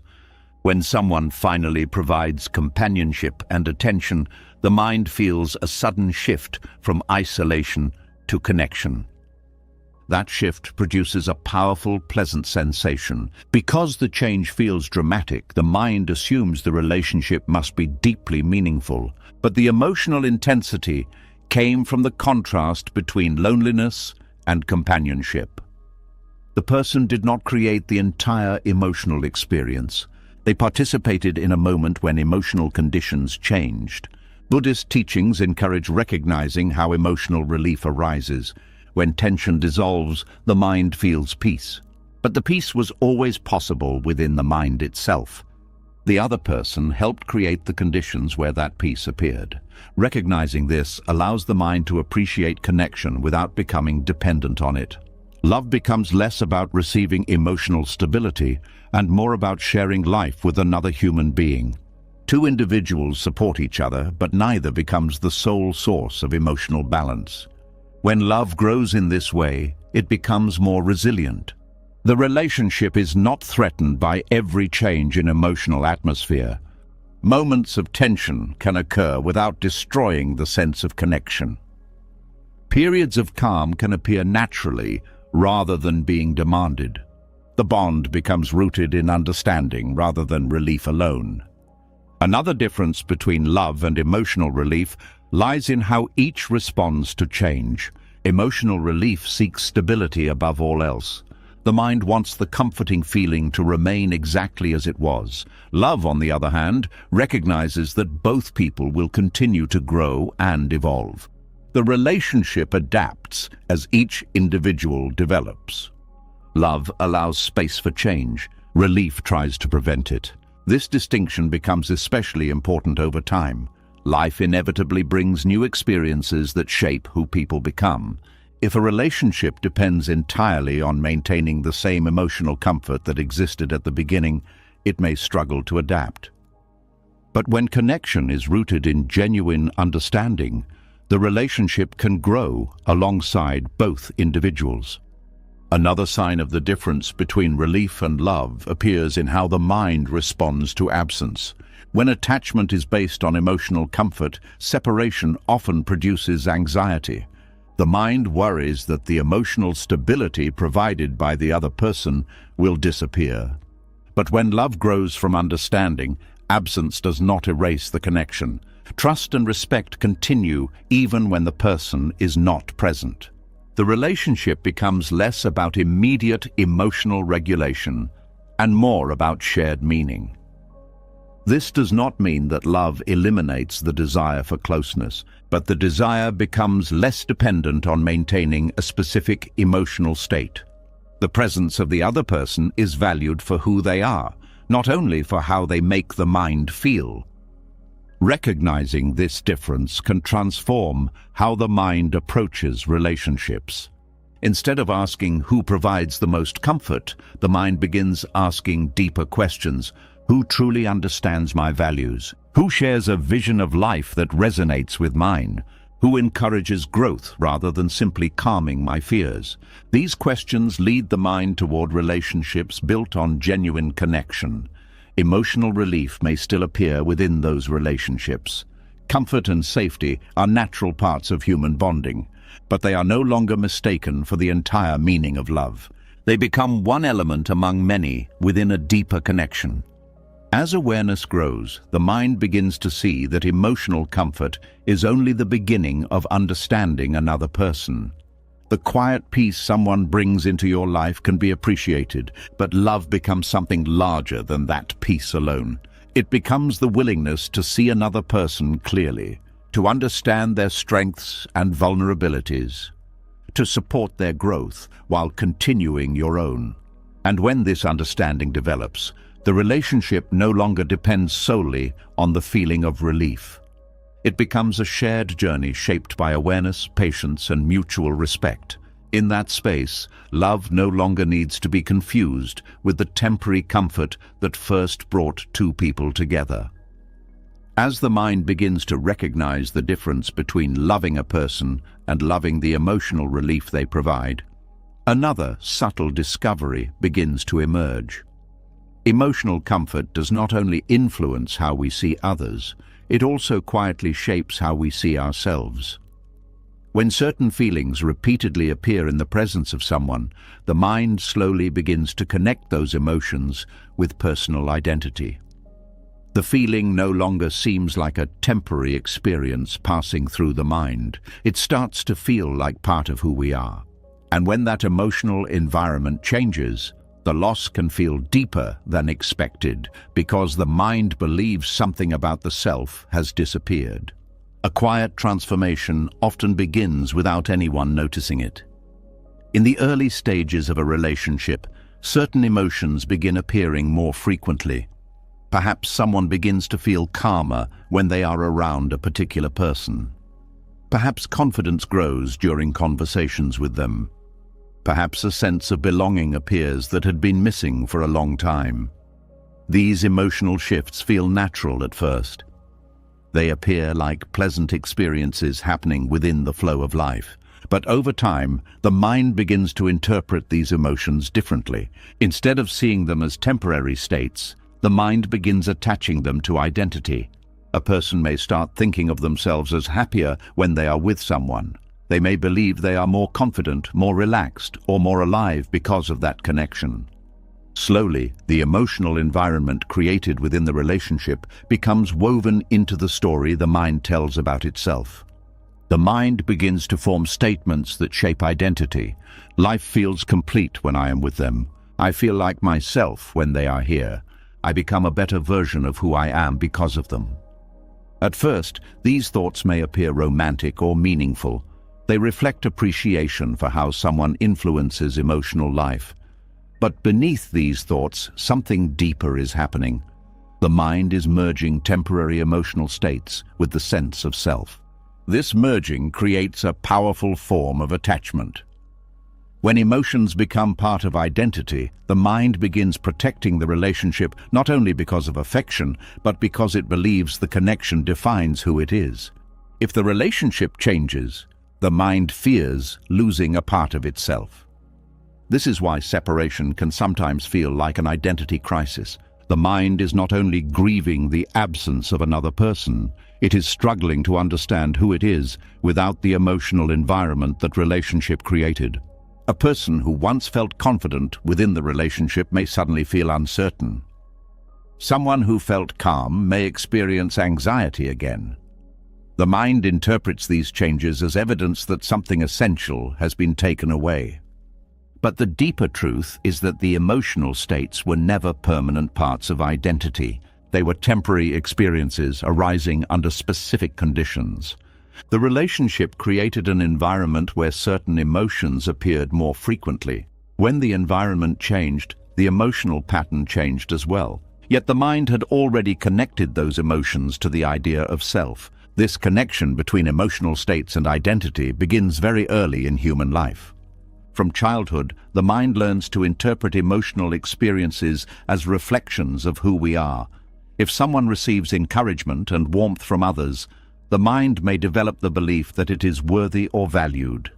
If someone experiences criticism or rejection, the mind may interpret those feelings as signs of personal inadequacy. Over time, emotional experiences shape the identity that the mind constructs. Relationships later in life continue influencing this process. When someone enters a relationship that brings emotional stability, the mind begins updating its self-story. It may believe that it has finally become a happier or more secure person, but the emotional stability often comes from the interaction between two individuals rather than from a permanent transformation of identity. The environment of the relationship supports certain emotions. Without realizing it, the mind credits the relationship with creating a new version of the self. This interpretation strengthens attachment because the mind now believes the relationship defines personal identity. Buddhist teachings often emphasize that the sense of self is not fixed. Identity is continuously shaped by experiences, thoughts, and emotional conditions. What we call the self is actually a collection of changing processes rather than a permanent essence. Emotions are one of those processes. They arise when certain conditions appear and dissolve when those conditions change. But the mind prefers stability. It tries to organize experiences into a consistent identity. When an emotional state appears repeatedly in a relationship, the mind begins incorporating it into the idea of who we are. For example, someone may feel deeply appreciated within a relationship. The mind may then adopt the belief that it is finally recognized and valued. The emotional experience becomes part of the personal narrative. I'm someone who is loved. I am someone who is understood. These beliefs feel deeply meaningful because they are supported by repeated emotional experiences. But if the relationship ends or changes, the emotional conditions supporting those beliefs may also shift. Without the same interactions producing the familiar feelings, the mind may begin questioning the identity it built around them. A person who once felt valued may suddenly feel uncertain again. The mind interprets this shift as a loss of identity rather than a change in emotional conditions. This confusion can create powerful emotional distress. The mind tries to recover the emotional state that once defined the sense of self. It may long for the relationship not only because of affection, but because it believes that relationship confirmed who it was. Understanding this process reveals something important about attachment. Attachment is not only about losing someone else, it is also about losing the emotional identity that the relationship seemed to provide. When the mind realizes this, it begins to see how temporary emotional experiences became woven into the idea of self. This realization does not mean that relationships lack significance. Connections with others deeply influence emotional life. But identity itself does not need to depend on those emotional environments. The qualities that appeared within the relationship, calmness, confidence, openness, were always possible within the mind. The relationship simply created conditions where those qualities emerged more easily. When the mind sees this clearly, it begins to reclaim those qualities as part of its own capacity rather than as gifts that belong to another person. The calm that appeared during conversations was not owned by the relationship. It arose because the mind felt safe enough to relax. The confidence that appeared in their presence was not something they created from nothing. It emerged because the environment allowed self-expression. Once this becomes visible, identity begins to shift again. Instead of believing that emotional states belong to relationships, the mind begins recognizing them as temporary expressions of inner conditions. Confidence can appear again under different circumstances. Calmness can arise through awareness and understanding. The qualities that once seemed tied to another person become accessible in new ways. This recognition loosens the belief that identity depends on a specific emotional environment. The mind begins to see itself not as a fixed personality shaped by relationships, but as a dynamic process capable of many different states. Some of those states may have been revealed within relationships. Others may appear through personal reflection, creativity, learning, or solitude. Identity becomes less rigid. Instead of defining the self through past emotional experiences, the mind begins exploring the many possibilities that awareness contains. This shift creates a quiet sense of freedom. The mind no longer feels trapped within the identity that formed inside a particular relationship. It begins to recognize that emotional states are temporary movements within consciousness rather than permanent traits.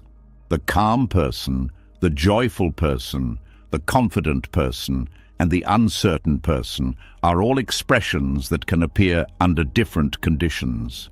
None of them represent the entire identity of the self. This understanding also transforms how relationships are experienced in the future. Instead of relying on another person to define identity, the mind approaches connection with greater openness. The relationship becomes a space for shared growth rather than a source of emotional definition. Two individuals meet as evolving human beings rather than as incomplete selves searching for identity. In that environment, connection becomes deeper and more balanced. The presence of another person can still bring joy and emotional richness, but identity no longer depends on maintaining a specific emotional atmosphere. The self remains fluid and adaptable. As awareness grows, the mind begins to see that every emotional experience, whether inside a relationship or outside it, is simply part of the continuous movement of consciousness. Feelings appear, shape experience for a time, and eventually change. Identity, rather than being fixed by those feelings, becomes the open space in which they arise. And when this understanding settles into the mind, the fear of losing oneself within the changing landscape of relationships begins to dissolve. The self is no longer something fragile that depends on emotional environments. It becomes a living awareness, capable of meeting each new moment without needing to hold on to the past. As the mind begins to understand that identity itself can become shaped by temporary emotional states within relationships, another hidden force slowly becomes visible behind many memories of the past. Even when the mind realizes that feelings once associated with someone were never permanent, something still pulls attention backward. Certain moments from the past continue appearing in the mind with unusual intensity. The heart feels a quiet pull toward experiences that can no longer be lived again. This pull does not come from love alone. It comes from something deeper that Buddhist teachings describe very clearly. The force is craving. There is a particular feeling that appears when the mind returns to certain memories. It is not simply sadness, and it is not exactly happiness either. It carries a mixture of warmth and ache at the same time. A song, a familiar place, or even a passing thought can suddenly open the door to a memory that feels emotionally vivid. The mind lingers on the scene. The moment begins to glow with meaning. It may seem as though the past contained something rare and beautiful that has now disappeared.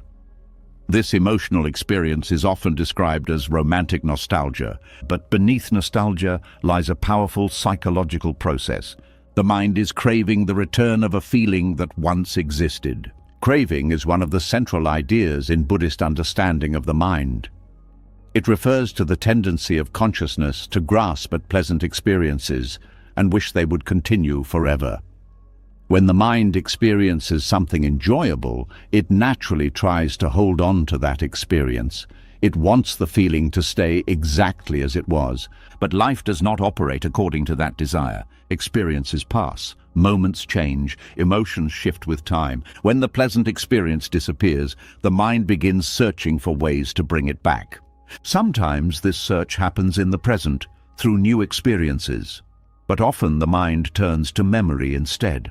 It returns to the past and revisits moments that once produced strong emotional warmth. Each time the memory appears, the mind experiences a faint echo of the original feeling. This echo strengthens the desire to experience the full emotion again. The more the mind revisits the memory, the more powerful the craving becomes. This is how nostalgia grows. At first, the memory simply appears, but with repetition, the mind begins to treat the past as something precious that must be preserved. The emotional tone of the memory becomes stronger than the details of the event itself. A short conversation becomes remembered as deeply meaningful. A quiet evening together becomes a symbol of happiness. The mind magnifies the emotional value of those moments. Craving quietly shapes how the past is remembered. Instead of recalling events exactly as they occurred, the mind emphasizes the emotional pleasure that those events once created. Details that do not support the pleasant feeling gradually fade. Moments of tension, disagreement, or confusion disappear from the story. What remains is a memory that feels almost perfect. The brain begins to believe that the past contained a level of emotional fulfillment that the present cannot match. This belief strengthens longing. The mind begins comparing the present moment to the emotional glow of memory. Because the memory has been polished by craving, the present rarely seems equally satisfying. Ordinary moments of life feel less vivid than the emotionally intensified past. This contrast makes the past appear even more valuable. But what the mind is longing for is not truly the relationship itself. It is longing for the emotional experience that once arose within that relationship. Craving does not care about the complexity of real life. It focuses only on the pleasant feeling it wants to repeat. Buddhist teachings describe craving as a force that distorts perception. When craving appears, the mind stops seeing things clearly. It begins focusing only on what supports the desire. In romantic nostalgia, craving encourages the mind to remember emotional peaks while ignoring the rest of the story. The memory becomes shaped by desire rather than by reality. This is why nostalgia can feel so powerful. The mind is not simply remembering the past. It is remembering the past through the lens of craving. The pleasant emotions that once existed are amplified. The circumstances surrounding them are simplified, and the mind begins to believe that the past represented a perfect emotional state that should have continued. But the emotional intensity remembered in nostalgia was never stable. It arose from a specific combination of conditions that existed only during that time. The people involved were in a certain stage of life. Their expectations and perspectives were different. The novelty of the relationship created emotional energy. All of these factors combined to produce the emotional experience that memory now treasures. But those conditions have already changed. Life continues moving forward. The mind, however, continues reaching backward. Craving makes the past feel like a destination that could restore happiness if it were somehow recovered. Yet, even if the past could be revisited, the emotional conditions would not be the same. The people involved have grown and changed. The context of life is different. The emotional state that once existed was a temporary phenomenon. Understanding this helps reveal the true nature of romantic nostalgia. It is not simply appreciation for meaningful experiences. It is the mind's attempt to recover an emotional state that once felt deeply satisfying. But the satisfaction came from the temporary alignment of conditions. Craving tries to repeat the feeling without recognizing that the conditions supporting it have already transformed. This is why nostalgia often feels bittersweet. The memory produces warmth, but it also carries the pain of knowing the experience cannot return exactly as it was. The mind continues wanting something that no longer exists. Buddhist wisdom suggests that suffering arises when craving attaches itself to temporary experiences. The mind tries to hold on to what is naturally changing. When the experience fades, the craving remains. The gap between desire and reality creates emotional tension. In romantic nostalgia, that tension appears as longing. The mind believes the past contained something essential. It feels that life was somehow more meaningful during those moments. But the meaning was not located in the past itself. It was created by the emotional conditions present at that time. Those conditions can appear again in different forms throughout life. But craving prevents the mind from seeing that possibility. Instead of allowing new emotional experiences to unfold, the mind becomes fixated on repeating an old one. This fixation narrows attention. The present moment begins to feel less interesting because the mind is measuring it against a memory that has been intensified by longing. Recognizing the role of craving begins to change how nostalgia is experienced. The mind can still appreciate the past without trying to reclaim it. Memories can remain meaningful without becoming objects of desire. The emotional warmth connected to certain moments can be honored while still accepting that those experiences belonged to a specific time in life. This shift allows nostalgia to become gentler.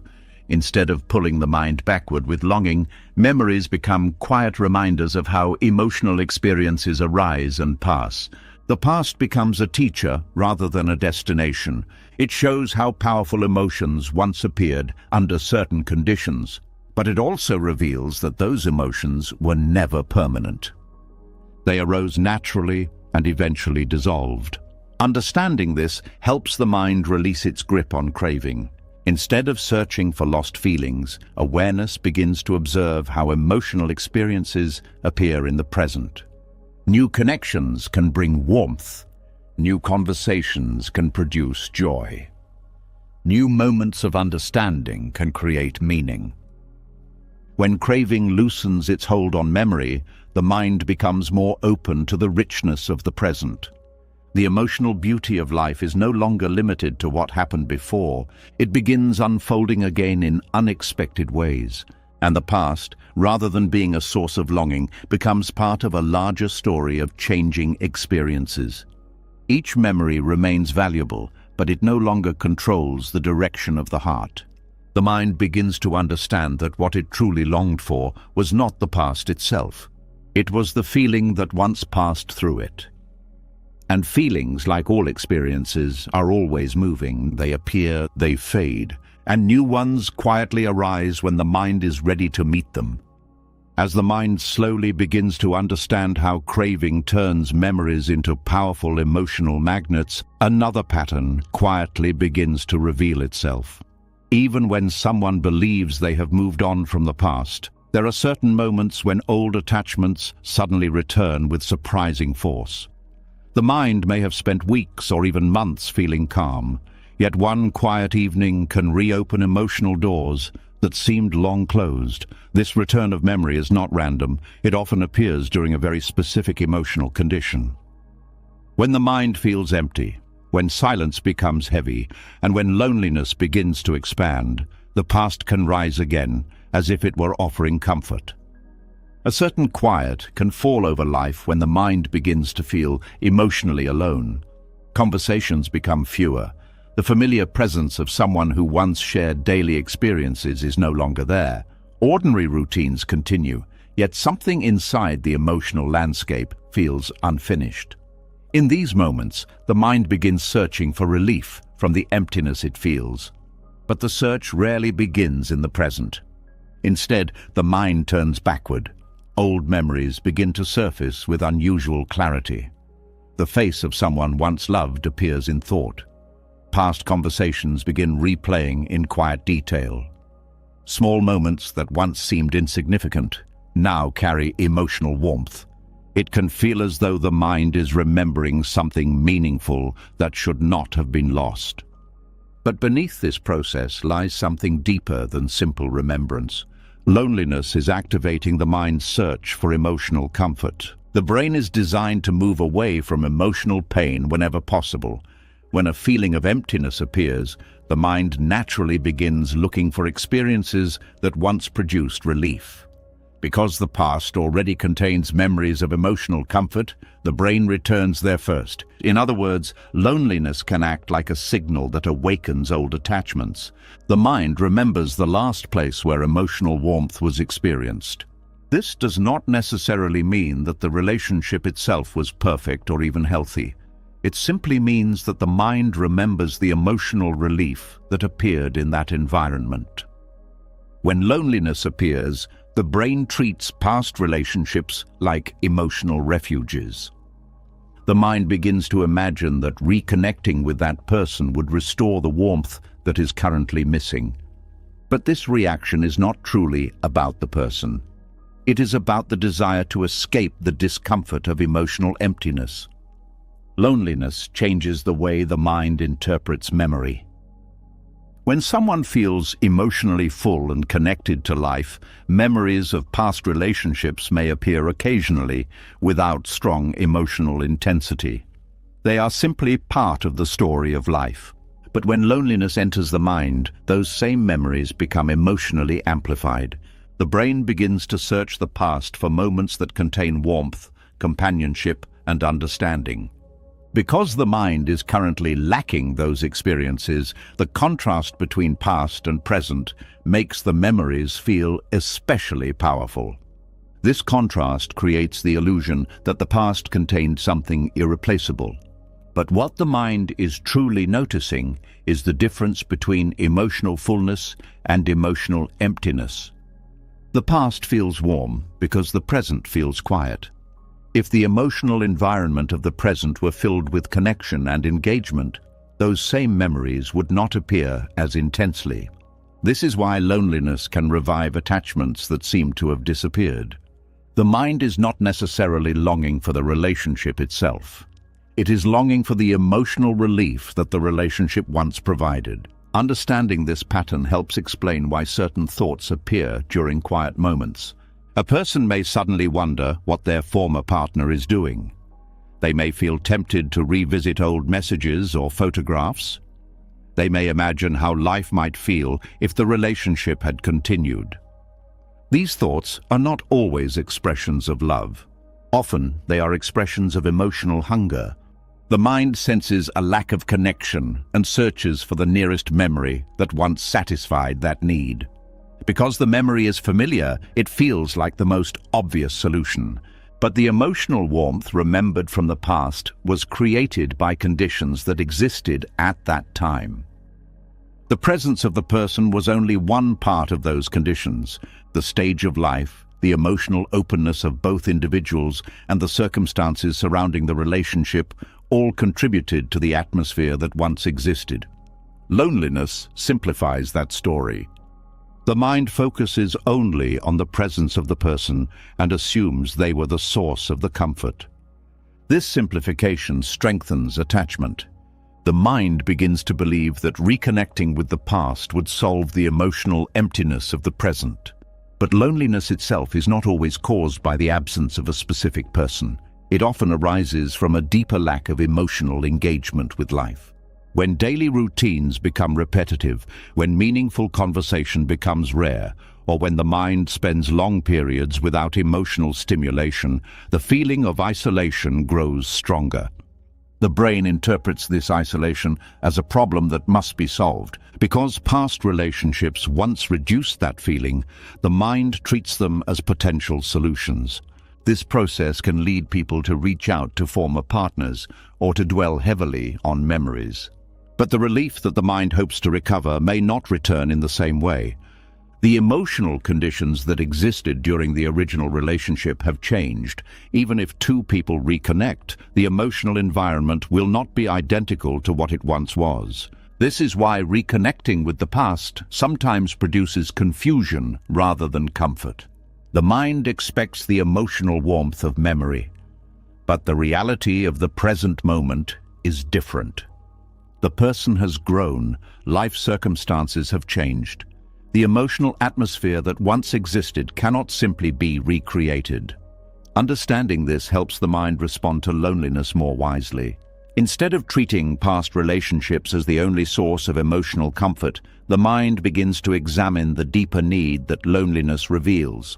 Loneliness is often a signal that emotional connection is missing in the present moment. The solution does not necessarily lie in returning to old attachments.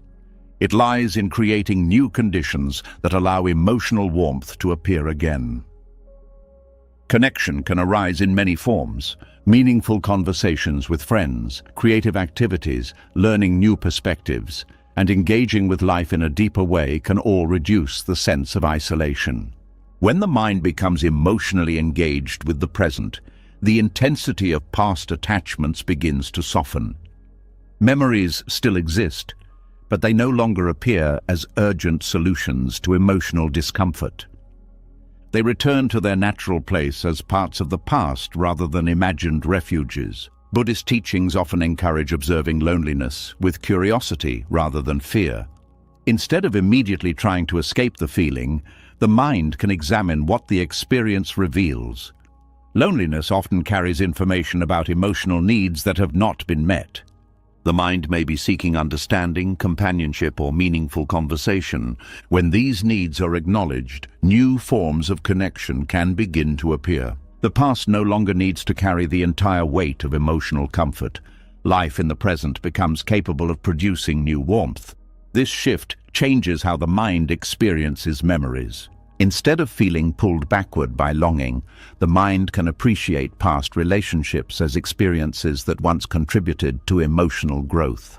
The warmth remembered from those moments is no longer treated as something lost forever. It becomes evidence that the mind is capable of experiencing deep connection. That capacity still exists. It simply requires new conditions to appear again. When loneliness is understood this way, it stops being an enemy. It becomes a signal inviting the mind to reconnect with life in new ways. The past no longer needs to be revived as a source of relief.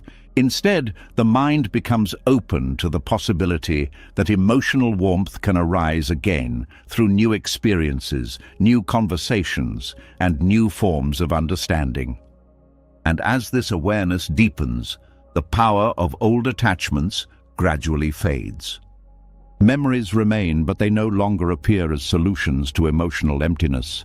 They become quiet reminders of moments that once existed within the larger movement of life. The mind learns that the warmth it once experienced was never limited to one relationship. It was a natural expression of connection itself. And connection can appear again whenever the mind allows life to be lived fully in the present. As the mind begins to understand how loneliness can awaken memories of past relationships, another pattern quietly becomes visible beneath the surface. The return of those memories does not simply happen once and disappear. Instead, the mind often begins revisiting them again and again. Each time the memory appears, the emotional atmosphere surrounding it seems to grow stronger. What began as a brief thought slowly turns into a repeated cycle. The mind remembers, feels something familiar, and then returns to the memory once more. Without noticing it, the brain enters a loop where recalling the past begins strengthening the very emotions that keep the attachment alive. There is a moment when a memory first appears in the mind.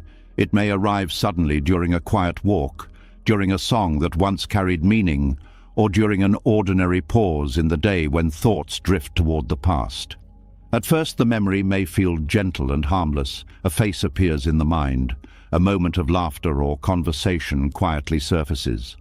The mind observes it briefly and continues with the day.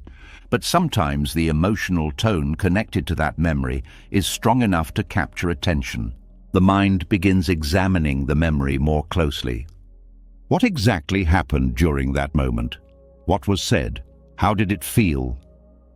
As the brain explores these questions, the emotional atmosphere connected to the memory begins returning as well. The same warmth, sadness, or longing that once existed during the original experience begins to reappear in a softer form. This is where the psychological loop of emotional recall begins. The mind is not simply remembering the past. It is recreating the emotional state associated with that memory. Every time a memory is recalled, the brain activates many of the same neural pathways that were active during the original experience. In other words, remembering a moment is not very different from emotionally reliving it. This means that the act of remembering someone can quietly reproduce the feelings connected to them. If the memory carries warmth, the mind may briefly feel that warmth again. If the memory carries longing, the mind may experience that longing again. This emotional recreation strengthens the connection between the person and the feeling. The brain begins reinforcing the emotional link through repetition. Each time the memory appears, the emotional pattern becomes more familiar, and familiarity strengthens attachment. The mind slowly begins to believe that the emotional state belongs to the person in the memory. This belief deepens longing. Because the feeling appears during the act of remembering, the mind concludes that the person is still connected to the emotional experience, but the feeling is actually being generated by the mind itself. The brain is recreating the emotional environment internally. This process can become self-reinforcing. The more the mind remembers the person, the stronger the emotional response becomes. The stronger the emotional response becomes, the more likely the mind is to remember the person again. In this way, emotional recall becomes a loop. Memory produces feeling. Feeling produces more memory. The mind becomes caught in a repeating cycle. This loop can continue even when the person is no longer present in life. The relationship may have ended long ago, yet the emotional connection seems to remain alive because the mind continues recreating it through memory. Many people interpret this experience as proof that the attachment is deep or meaningful. But what is actually happening is the repetition of emotional recall. The mind is strengthening a pattern through repeated activation. Each time the brain revisits the memory, the emotional association becomes slightly stronger. The neural pathways involved in that memory become easier to activate again. Over time, the memory becomes highly accessible. A small reminder, a place, a song, or even a quiet moment of reflection can immediately trigger the emotional pattern. The mind returns to the memory almost automatically. This is why certain thoughts feel difficult to let go of. It is not simply that the memory exists. It is that the mind has practiced returning to it many times. The brain has learned the path toward that emotional state. Buddhist psychology often describes this process as the strengthening of mental habits. When a thought pattern is repeated, the mind becomes accustomed to traveling that path. The repetition creates familiarity, and familiarity makes the thought easier to return to again. Emotional recall functions in the same way. Each time the mind revisits a memory connected to a person, it reinforces the habit of remembering them. The emotional tone of the memory becomes stronger with repetition. Eventually, the memory may appear almost automatically whenever the mind becomes quiet. But the key to understanding this loop lies in recognizing that memory and emotion are interacting continuously. The memory brings the feeling strengthens the memory. Together they create the experience of attachment. This process explains why certain people seem impossible to forget. The mind has not only stored the memory, it has practiced reliving it repeatedly. The emotional recall has become a familiar mental habit. Breaking this loop requires awareness. The mind must first recognize that remembering someone is not a neutral act. It is an emotional activity that recreates the feeling connected to the memory. When the mind understands this, it begins to observe the process differently. Instead of automatically following the memory deeper into emotional recall, awareness pauses. The mind notices the moment when the memory appears. It observes the emotional tone beginning to rise. Rather than feeding the memory with additional attention, the mind allows the feeling to pass. This interruption weakens the loop. Without repeated emotional recall, the memory gradually loses its intensity. The neural pathways connected to the memory are activated less often. Over time, the emotional association becomes softer. The memory remains part of the mind, but it no longer carries the same emotional weight. This process does not erase the past. It simply changes the relationship the mind has with memory. Instead of reliving the emotional environment repeatedly, the mind begins seeing the memory as something that once occurred. It becomes a part of history rather than a present emotional experience.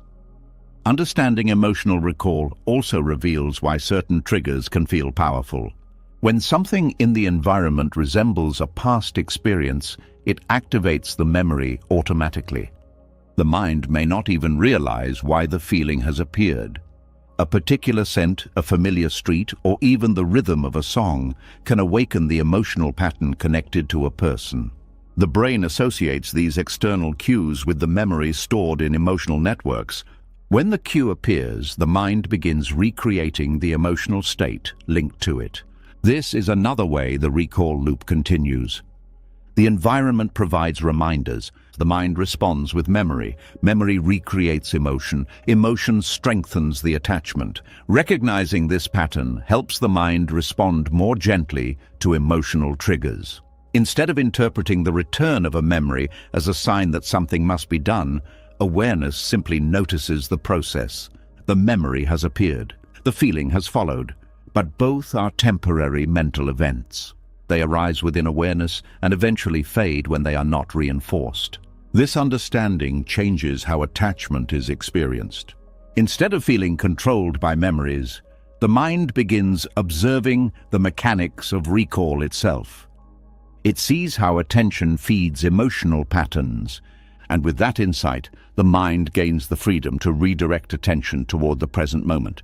New experiences begin creating new emotional associations. The brain gradually forms different pathways that do not revolve around the past. The loop of emotional recall slowly loses its influence. What once felt like an unbreakable attachment becomes a pattern that the mind has learned to recognize and release.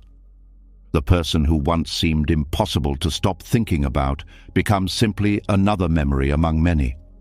The emotional intensity fades, not because the past was meaningless, but because the mind has stopped reliving it repeatedly.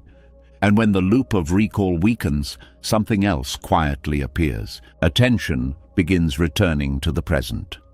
Life becomes filled again with experiences that are not tied to the past. New emotions arise naturally from new conditions.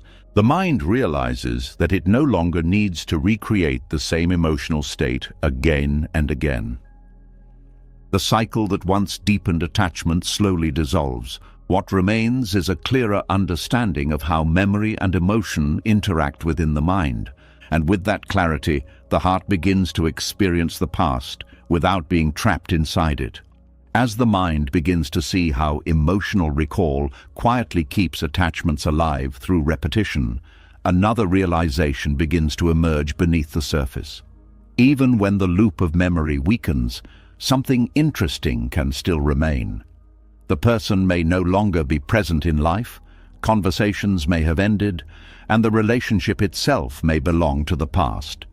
Yet certain feelings connected to that experience still appear from time to time. A sudden warmth, a familiar sadness, a trace of longing, or even a brief sense of comfort can arise without the person being anywhere near. This reveals something important that Buddhist teachings have observed for centuries. Emotions do not belong to people. They belong to the patterns that continue living inside the mind. There is often a moment after a relationship ends when someone begins to notice something strange about their emotional world. At first, the mind may assume that the emotional connection will disappear as soon as the person leaves. The logic seems simple. If the person who created the feeling is gone, then the feeling itself should vanish as well. But experience rarely follows that expectation.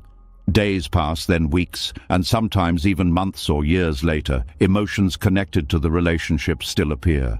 A quiet evening may bring a familiar, emotional tone. A memory may trigger a sudden sense of warmth. A passing thought may produce a moment of sadness that feels strangely connected to someone who is no longer part of daily life. This can confuse the mind. It may wonder why the emotional connection still exists if the person is gone. But this confusion comes from a misunderstanding about where emotions originate. The mind often believes that people are the source of emotions. It assumes that love, comfort, excitement, or sadness come directly from the presence of another person. But Buddhist insight suggests something different. Emotions arise within the mind itself. Other people may trigger certain emotional responses, but the emotions themselves are created inside consciousness. When a relationship exists, the presence of the other person becomes a condition that repeatedly activates certain emotional patterns. Perhaps the relationship created a sense of safety. Perhaps it encouraged openness or joy. Perhaps it activated feelings of belonging that had not been experienced before. Each time those emotions appeared, the brain strengthened the pattern that produced them. Over time, the mind learned to associate those emotional states with the person. It began to believe that the emotions belonged to the relationship. But the emotional patterns themselves were being stored inside the mind. When the relationship ended, the patterns did not disappear. They remained within the emotional structure of the brain. This is why feelings connected to someone can continue appearing long after they are gone. The mind has learned the emotional pattern. It knows how to recreate it. Certain thoughts, memories, or even moods can activate the pattern again. The person who originally triggered the emotion may no longer be present, but the emotional habit still exists. This understanding changes the way attachment is interpreted. Many people believe they are still emotionally connected to someone because the feelings remain, but the feelings do not necessarily indicate an ongoing bond with the person. They reveal the presence of emotional patterns that the mind learned during the relationship. The patterns remain until the mind gradually releases them or replaces them with new experiences. Buddhist psychology often explains that the mind functions through conditioned patterns. Every experience leaves traces within consciousness. These traces influence how emotions arise in the future. When a relationship repeatedly activates certain feelings, the brain becomes familiar with those emotional states. The mind begins to access them easily. Even after the external relationship ends, the internal pattern can continue functioning. This explains why people sometimes feel emotions connected to someone they have not seen in years. The emotional habit still exists, but understanding this insight can also bring relief. If emotions belong to patterns within the mind rather than to another person, then the presence of those feelings does not mean that the relationship must continue. It simply means that the mind has not yet fully released the emotional pattern. Releasing emotional patterns requires time and awareness. The mind gradually weakens the pattern when it stops feeding it through constant memory or emotional recall. When attention moves toward new experiences and new relationships with life, the old emotional patterns become less active. They appear less often. Their intensity slowly decreases. Eventually, they become quiet traces of the past rather than powerful emotional forces. This process happens naturally as the mind grows and adapts. New experiences create new emotional pathways. Different relationships produce different emotional environments. The brain continues learning and reshaping its patterns. But the realization that emotions remain within the mind after people leave carries another important lesson. It shows that emotional experiences are not controlled by external circumstances alone. The capacity for love, warmth, and connection exists within the mind itself. A relationship may have helped reveal those qualities, but it did not create them from nothing. The emotional openness that appeared during the relationship was always possible within consciousness. The presence of another person simply made it easier for those qualities to emerge. When the relationship ends, the qualities themselves do not disappear. They remain part of the mind's potential. The same capacity for connection can appear again in different forms. This understanding helps transform the meaning of past relationships. Instead of seeing them as the only place where certain emotions existed, the mind begins recognizing them as experiences that revealed emotional capacities that already lived within. Love becomes something the mind can experience again under new conditions. Warmth becomes something that can arise through different connections. Emotional openness becomes a quality that can appear whenever the mind feels safe enough to express it. The person who once triggered those emotions becomes part of the story of how the mind discovered those possibilities. But the emotions themselves are not locked in the past. They remain available to life. Buddhist teachings often emphasize that the mind is constantly shaping emotional reality through conditions and attention. When attention repeatedly returns to the past, old emotional patterns remain active. When attention begins engaging with new experiences, different emotional patterns begin forming. When attention begins engaging with new experiences, different emotional patterns begin forming. The mind gradually shifts its emotional landscape. Understanding this process removes the fear that emotions tied to someone will remain forever. They persist only as long as the conditions that support them continue. When those conditions change, the emotional patterns slowly dissolve. This does not mean forgetting the past. Memories remain part of the mind's history. But the emotional energy attached to those memories becomes lighter. They become reflections rather than emotional currents, pulling the mind backward. The person who once felt like the center of emotional life becomes part of a broader understanding of how emotions arise and change. The mind begins to see that emotional experiences are not possessions belonging to specific people. They are movements within consciousness, responding to conditions. People come into life and activate certain emotional states. When they leave, the patterns remain for a time. But the mind continues evolving. New conditions create new emotional possibilities, and slowly the understanding deepens that emotional life is not limited to what once existed. The mind itself contains the capacity for many different experiences of connection, warmth, and meaning. The past may have revealed those possibilities, but it does not define them forever. And when this insight settles into awareness, attachment begins to soften in a very natural way. The heart no longer believes that the source of its emotions was taken away. It begins to see that the emotions were always part of its own living landscape. People may come and go through the story of life, but the emotional capacity of the mind continues moving, changing, and unfolding in new directions. What once seemed lost begins to appear again in different forms. And the mind gradually learns that emotional experience belongs to the flow of consciousness itself, not to any single person who once passed through it. As the mind begins to recognize that emotions continue existing inside consciousness even after people leave, another subtle habit starts to become visible. Even though emotional patterns live within the mind, people often still believe that certain individuals possess a special power over those emotions. The mind may quietly assume that one specific person was the only source of a certain feeling. Calm may feel tied to one voice. Joy may feel connected to one presence. A sense of safety may seem as if it belonged to a particular relationship. Yet when this belief is examined closely, something important becomes clear. The feeling did not belong to the person. The mind simply learned to associate the emotion with them. A quiet thought often appears when people reflect on past relationships.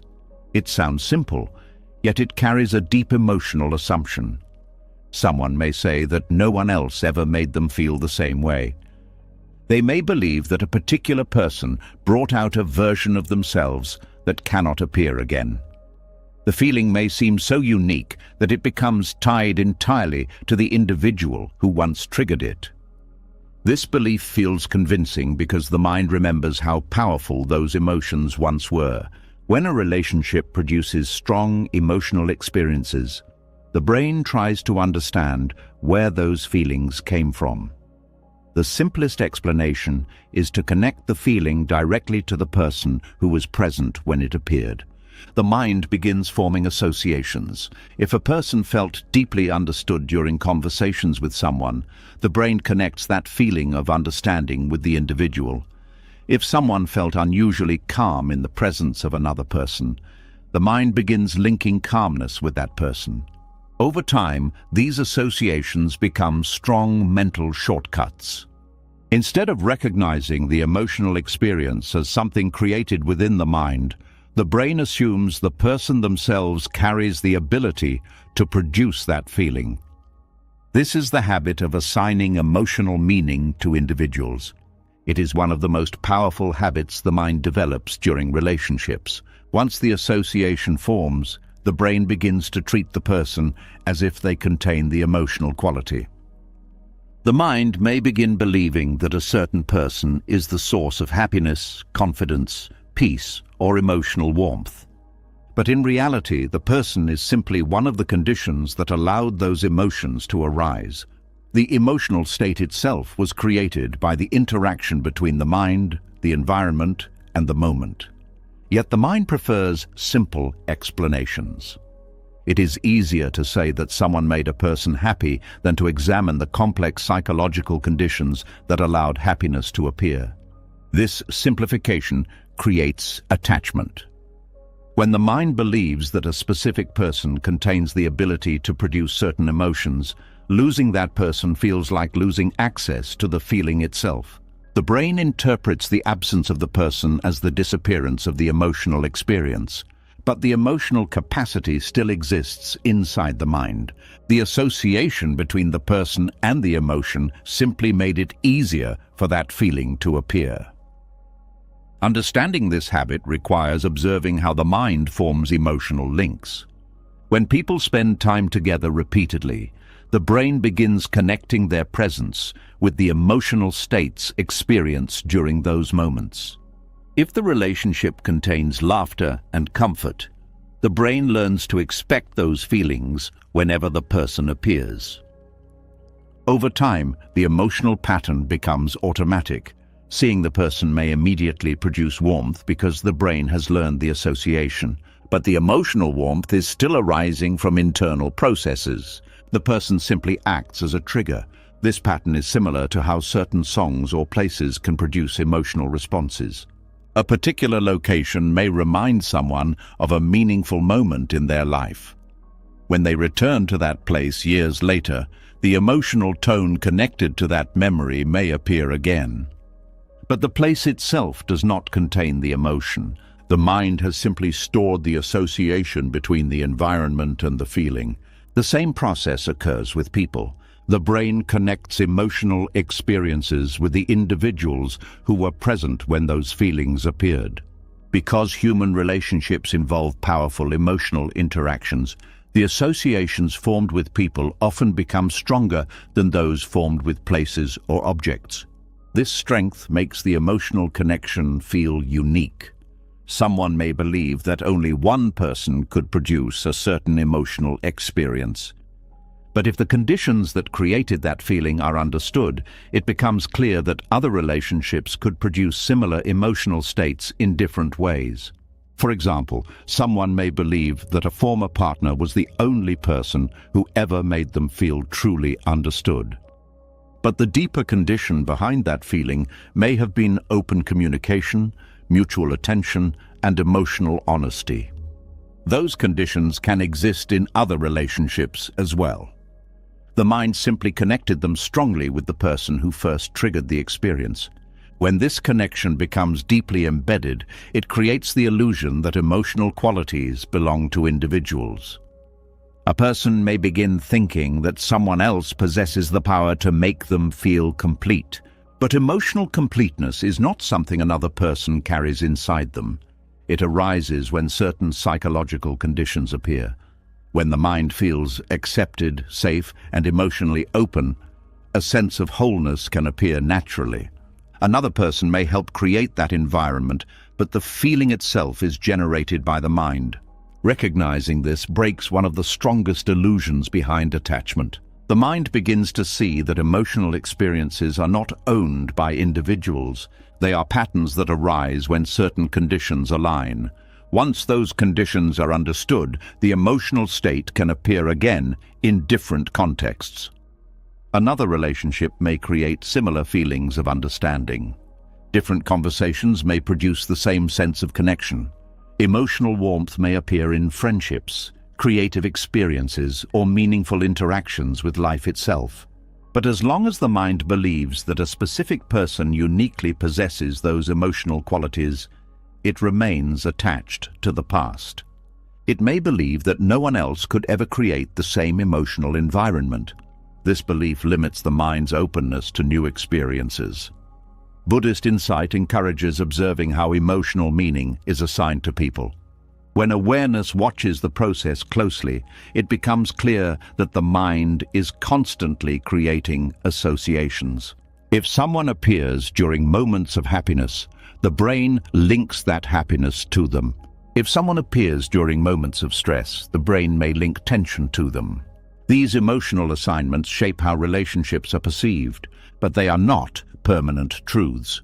They are learned patterns created through repeated experiences. Once the mind recognizes this, the emotional grip of past associations begins to soften.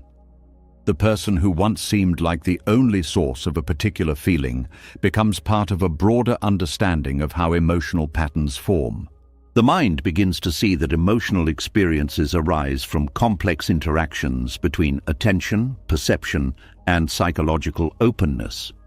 People participate in that process, but they do not own the emotions themselves. This realization creates emotional freedom.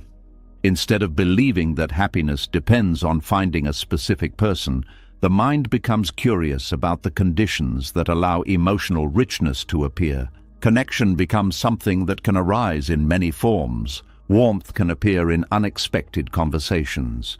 Understanding can appear in new friendships. Peace can arise in quiet reflection.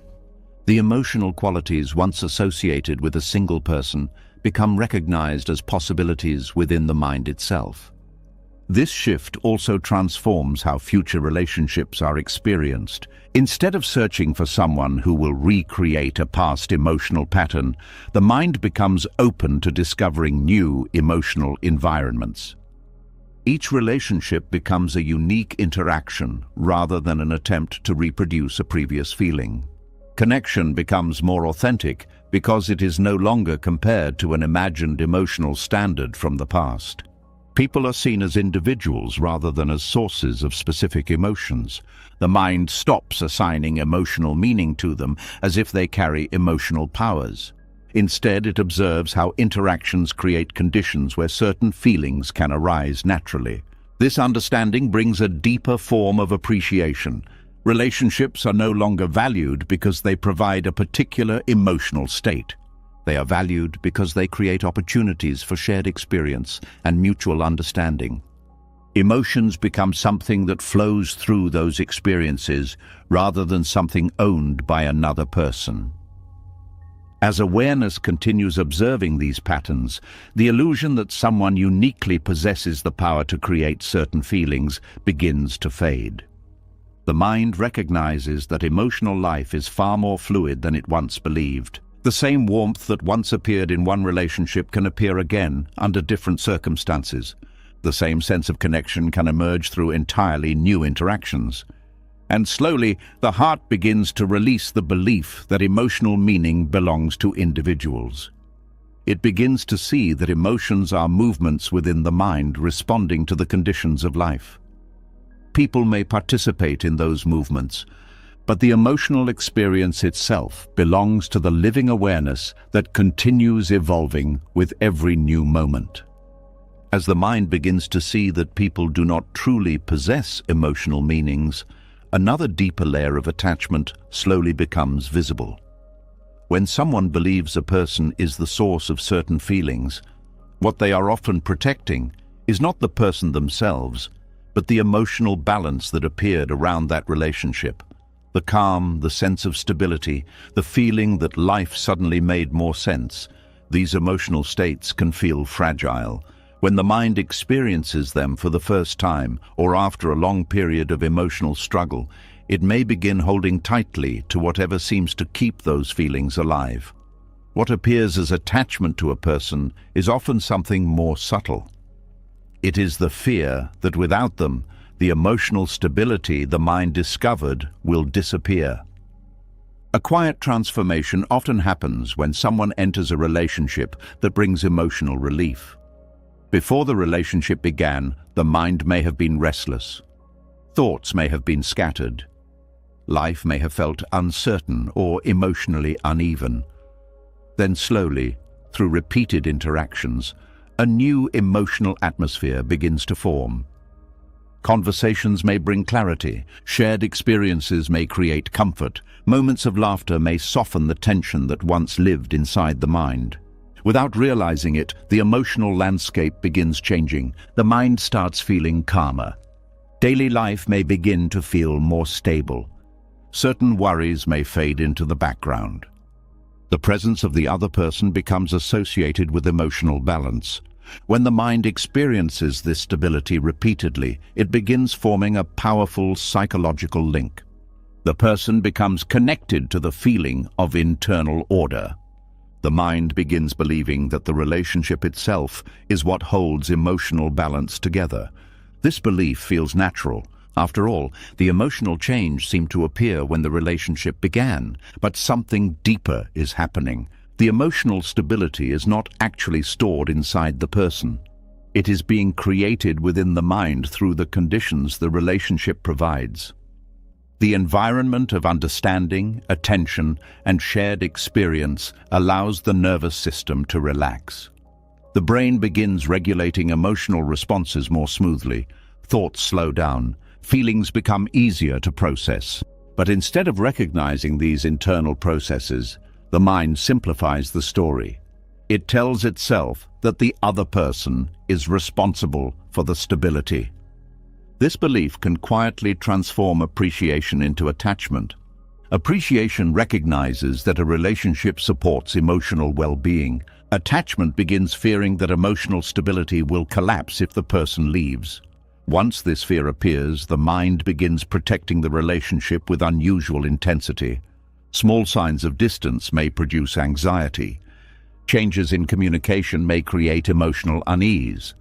The mind becomes alert to any possibility that the relationship might end. This reaction is not always about losing the person themselves. It is about losing the emotional equilibrium that the relationship helped create. When someone feels emotionally balanced within a relationship, the nervous system becomes accustomed to that environment. The brain learns what it feels like to exist without constant emotional turbulence.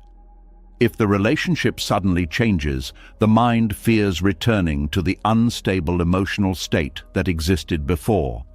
This fear can create powerful attachment. The mind may begin holding on to the relationship not because it deeply understands the person, but because it wants to preserve the internal calm it discovered. Buddhist insight often explains attachment as a form of clinging. The mind clings to experiences that produce comfort. It tries to prevent those experiences from changing. But life is constantly moving. Relationships evolve, circumstances shift, people grow in different directions. When attachment is built around preserving emotional stability, change begins to feel threatening. The mind may interpret normal changes in the relationship as signs of danger. A delayed message may produce worry. A brief misunderstanding may trigger emotional panic. The mind reacts strongly because it believes its internal balance is at risk. But the emotional stability that appeared during the relationship was never entirely dependent on the other person. The relationship simply created conditions that allowed the mind to experience balance. Those conditions may have included open communication, emotional safety, mutual respect, or a shared sense of meaning. When those conditions existed, the mind was able to settle, the nervous system relaxed, thoughts became clearer. But the ability to experience emotional stability was always present within the mind itself. The relationship helped reveal it. The challenge arises when the mind believes that emotional stability can only exist inside that specific connection. This belief leads to fear. The mind begins worrying about what will happen if the relationship changes or ends. Instead of enjoying the connection freely, attention becomes focused on preserving it. The mind may begin sacrificing its own needs to avoid conflict. It may tolerate unhealthy patterns simply to keep the emotional environment intact. But emotional stability built on fear is fragile. True stability cannot depend entirely on external circumstances. When emotional balance depends only on another person's presence, the mind becomes vulnerable to constant uncertainty. Any shift in the relationship threatens the internal sense of calm. Understanding this reveals a deeper truth about attachment. Attachment is often the mind's attempt to protect emotional equilibrium. The relationship becomes a structure that supports inner balance. Losing that structure feels like losing the ground beneath one's feet. But emotional stability can grow stronger when the mind learns to cultivate balance internally. Practices such as reflection, mindfulness, and emotional awareness help the mind regulate itself without relying completely on external conditions. The mind begins discovering that calm can arise through understanding. Clarity can appear through observation. Emotional steadiness can develop through patience and self-awareness. Relationships can still support these qualities, but they no longer become the only place where stability exists. When the mind understands this, attachment begins loosening naturally. The relationship becomes something to appreciate rather than something to cling to. The fear of losing emotional balance fades because the mind begins trusting its own ability to remain steady. Even when relationships change, the internal capacity for calm remains available. This shift creates a different experience of connection. Instead of holding on to someone to maintain emotional stability, the mind approaches relationships with openness. Connection becomes a shared experience rather than a protective structure. Both individuals can grow without the pressure of carrying the other person's emotional balance. This kind of connection feels lighter. It allows affection to exist without fear. Appreciation replaces anxiety. The relationship becomes a place where emotional warmth can appear naturally rather than a system designed to prevent emotional collapse. Understanding the role of emotional stability in attachment also changes how the mind views past relationships. Instead of seeing them only as lost sources of comfort, the mind begins recognizing them as experiences that revealed the possibility of emotional balance. The calm that once appeared within the relationship becomes evidence that the mind is capable of stability. That capacity does not disappear when the relationship ends. It simply needs new conditions to emerge again. Over time, the mind learns that emotional balance is not something another person owns. It is something that arises when awareness, understanding, and supportive environments come together. Relationships can contribute to that environment, but they do not control it. The mind begins discovering that stability can exist in many areas of life. Meaningful work, creative expression, friendships, personal reflection, and quiet moments of presence can all contribute to emotional balance. The nervous system learns that calm does not belong to one specific relationship. It is a state the mind can return to again and again. As this realization deepens, attachment loses its urgency. The mind no longer fears that emotional stability will vanish if a relationship changes. Instead, it recognizes that stability grows from within and can be supported by many different aspects of life. Relationships become valuable not because they protect emotional balance, but because they allow two individuals to share their evolving emotional worlds. Connection becomes more genuine. The pressure to preserve stability disappears. And the heart begins to understand that attachment was never truly about the person alone. It was about the mind's desire to hold on to the feeling of inner balance that once appeared when life briefly felt steady and clear. As the mind begins to understand that attachment often grows from the desire to protect emotional stability, another quiet belief begins to reveal itself. Many people carry a deep conviction that certain emotional connections are once-in-a-lifetime experiences. The mind may believe that the way it felt with one person can never appear again. The relationship may seem special, rare, and impossible to replace. This belief feels powerful because the emotions experienced during that time were real and meaningful. Yet Buddhist understanding gently invites the mind to look deeper. The emotions themselves were not owned by the person. They arose because certain conditions came together at the same moment in life. There are moments in life when connection with another person feels almost magical. Conversations may flow effortlessly. Silence may feel comfortable rather than awkward. Laughter appears easily, and even ordinary activities begin to carry emotional warmth. The mind notices that something unusual is happening. A sense of closeness develops quickly. The emotional atmosphere feels safe. The presence of the other person seems to bring a feeling that is difficult to describe. Because the experience feels rare, the mind begins assigning special meaning to the connection. It may believe that the relationship is unique in a way that cannot be repeated. The feeling becomes labeled as something extraordinary. Many people describe this as meeting someone who understands them in a way no one else ever has. The emotional experience feels so strong that the mind begins building a story around it. The story says that this person is special. The story says that the emotional connection belongs only to them. But Buddhist insight invites the mind to examine how such emotional experiences actually arise. The warmth felt in those moments did not appear from the person alone. It appeared because many different conditions came together. Timing played a role. Both individuals may have been emotionally open at that moment in their lives. Their personalities may have created natural harmony in conversation. The environment may have allowed both people to relax and express themselves honestly. Shared interests may have created excitement and curiosity. All of these elements work together to produce the emotional atmosphere that felt so powerful. When these conditions align, the mind experiences connection in a very vivid way. But the conditions themselves are temporary. They are shaped by circumstances, emotional readiness, and personal growth. The mind, however, often simplifies this complex process. Instead of recognizing the many factors involved, it focuses only on the person. It assumes that the emotional experience belongs to them. This creates the illusion of a special emotional connection. The illusion feels convincing because the emotional memory remains strong.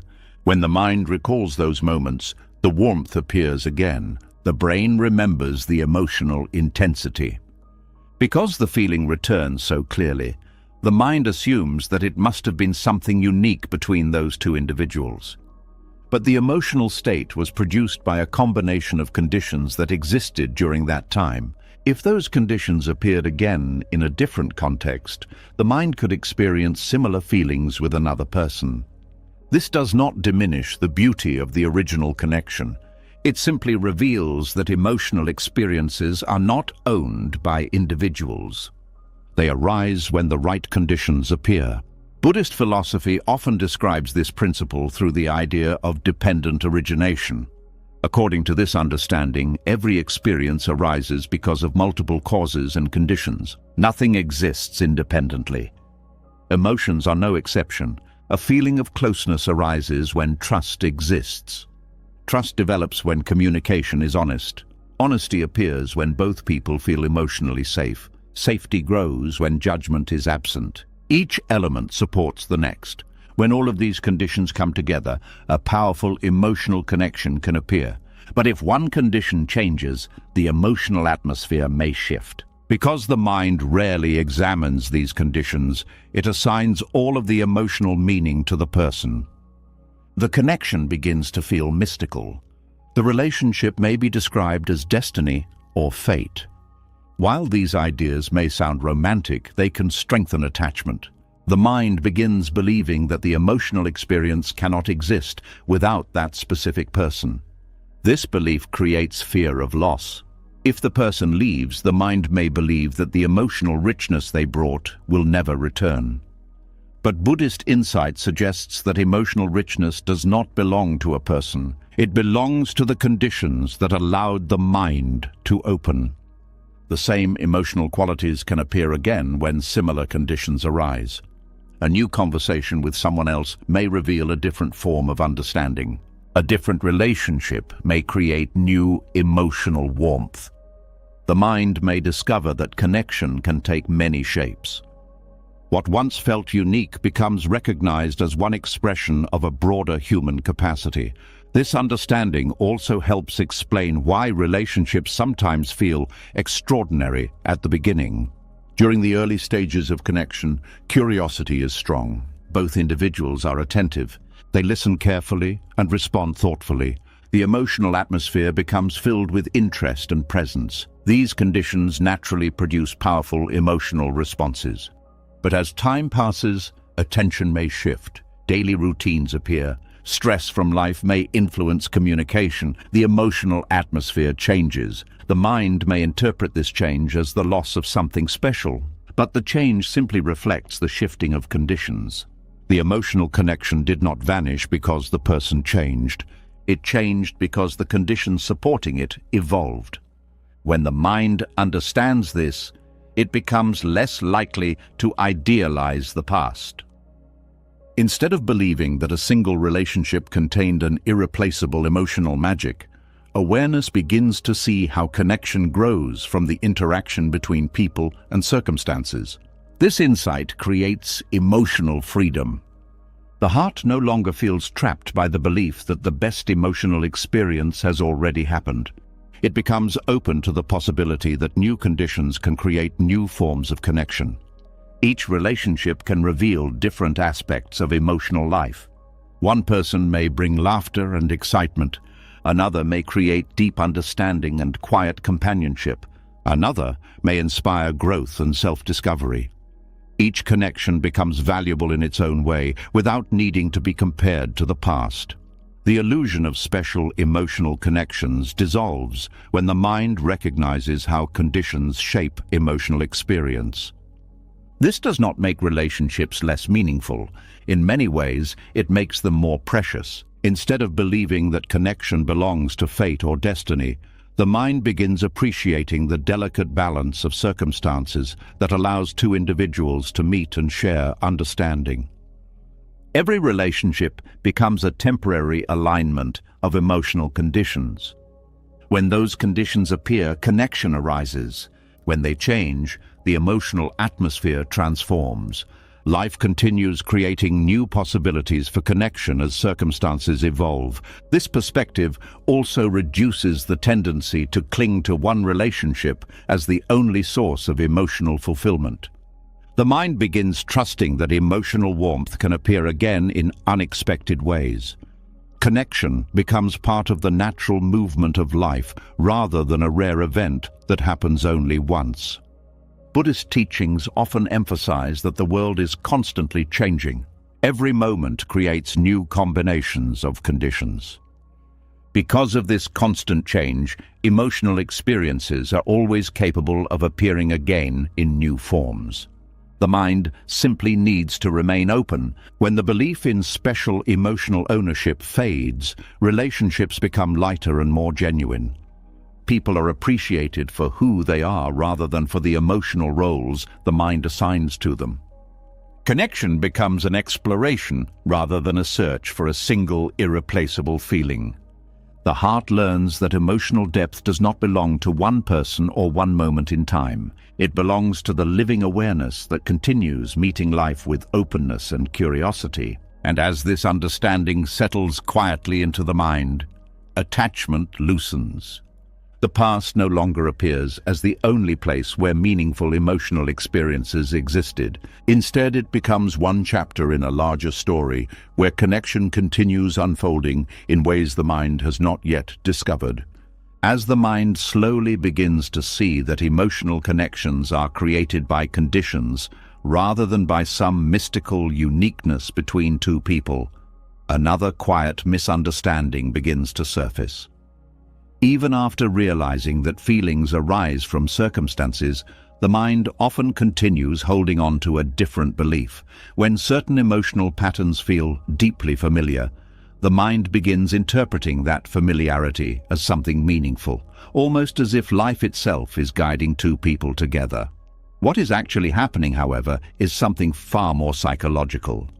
The mind is recognizing a pattern it has experienced before, and because the pattern feels known, it mistakes that familiarity for destiny.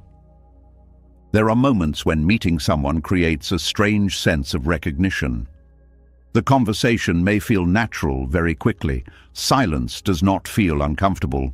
The emotional rhythm between two people seems to move smoothly without effort. The mind notices this ease and begins forming a powerful conclusion. It may believe that the connection was meant to happen. People often describe this feeling as if they have known the other person for a long time, even though they have only just met. The sense of familiarity creates emotional comfort. Because the comfort appears so quickly, the mind begins searching for an explanation. The easiest explanation is destiny. The mind may believe that meeting this person was somehow written into the path of life. But Buddhist insight invites a deeper look into what familiarity actually means. The feeling of recognition does not come from fate. It comes from patterns the mind has experienced before. Throughout life, the brain becomes accustomed to certain emotional environments. Early relationships, family dynamics, and past experiences all shape how the mind understands connection. These experiences create emotional templates. An emotional template is a pattern the mind recognizes as familiar. When someone new enters life who behaves in ways that match one of these templates, the brain responds immediately. The interaction feels comfortable because it resembles something the mind already understands. This comfort produces the illusion of instant connection. The mind believes that the relationship must be special because it feels natural. But what feels natural is often simply what feels familiar. For example, if someone grew up in an environment where emotional closeness was expressed through deep conversation and shared vulnerability, they may feel an immediate connection with someone who communicates in the same way. The mind recognizes the emotional pattern. Because the pattern fits what the brain already understands, the interaction feels smooth and meaningful. But the feeling of recognition does not mean that the connection was destined. It simply means that the emotional pattern matches something the mind has experienced before. Sometimes this familiarity can even come from difficult emotional patterns. A person who grew up in an unpredictable environment may feel strangely drawn to relationships that recreate similar emotional tension. The pattern feels familiar, even if it is not healthy. The mind interprets the emotional intensity as meaningful because it resembles what it has known in the past. This is why certain relationships feel powerful even when they bring emotional discomfort. The brain recognizes the emotional rhythm and interprets that familiarity as a form of connection. The mind often confuses familiarity with significance. When an emotional pattern feels known, the brain assumes there must be a deeper meaning behind it. But familiarity is not the same as destiny. It is simply recognition. The mind recognizes patterns the way the body recognizes familiar movements. Because the pattern is known, the brain does not need to work as hard to understand the interaction. The emotional experience feels smooth. This smoothness can easily be mistaken for something extraordinary. Buddhist teachings often emphasize that the mind constantly interprets experiences through the lens of conditioning. Every thought, reaction, and emotional response is shaped by previous experiences. When the mind meets something that resembles a past emotional pattern, it responds quickly and automatically. This response is not guided by destiny, it is guided by conditioning. Conditioning is the accumulation of experiences that teach the mind how to react to the world. These experiences create emotional habits. When a new relationship activates one of those habits, the mind experiences a sense of recognition. But recognition is not the same as meaning. It simply indicates that the brain has encountered a similar emotional pattern before. Understanding this can change how the mind interprets powerful emotional connections.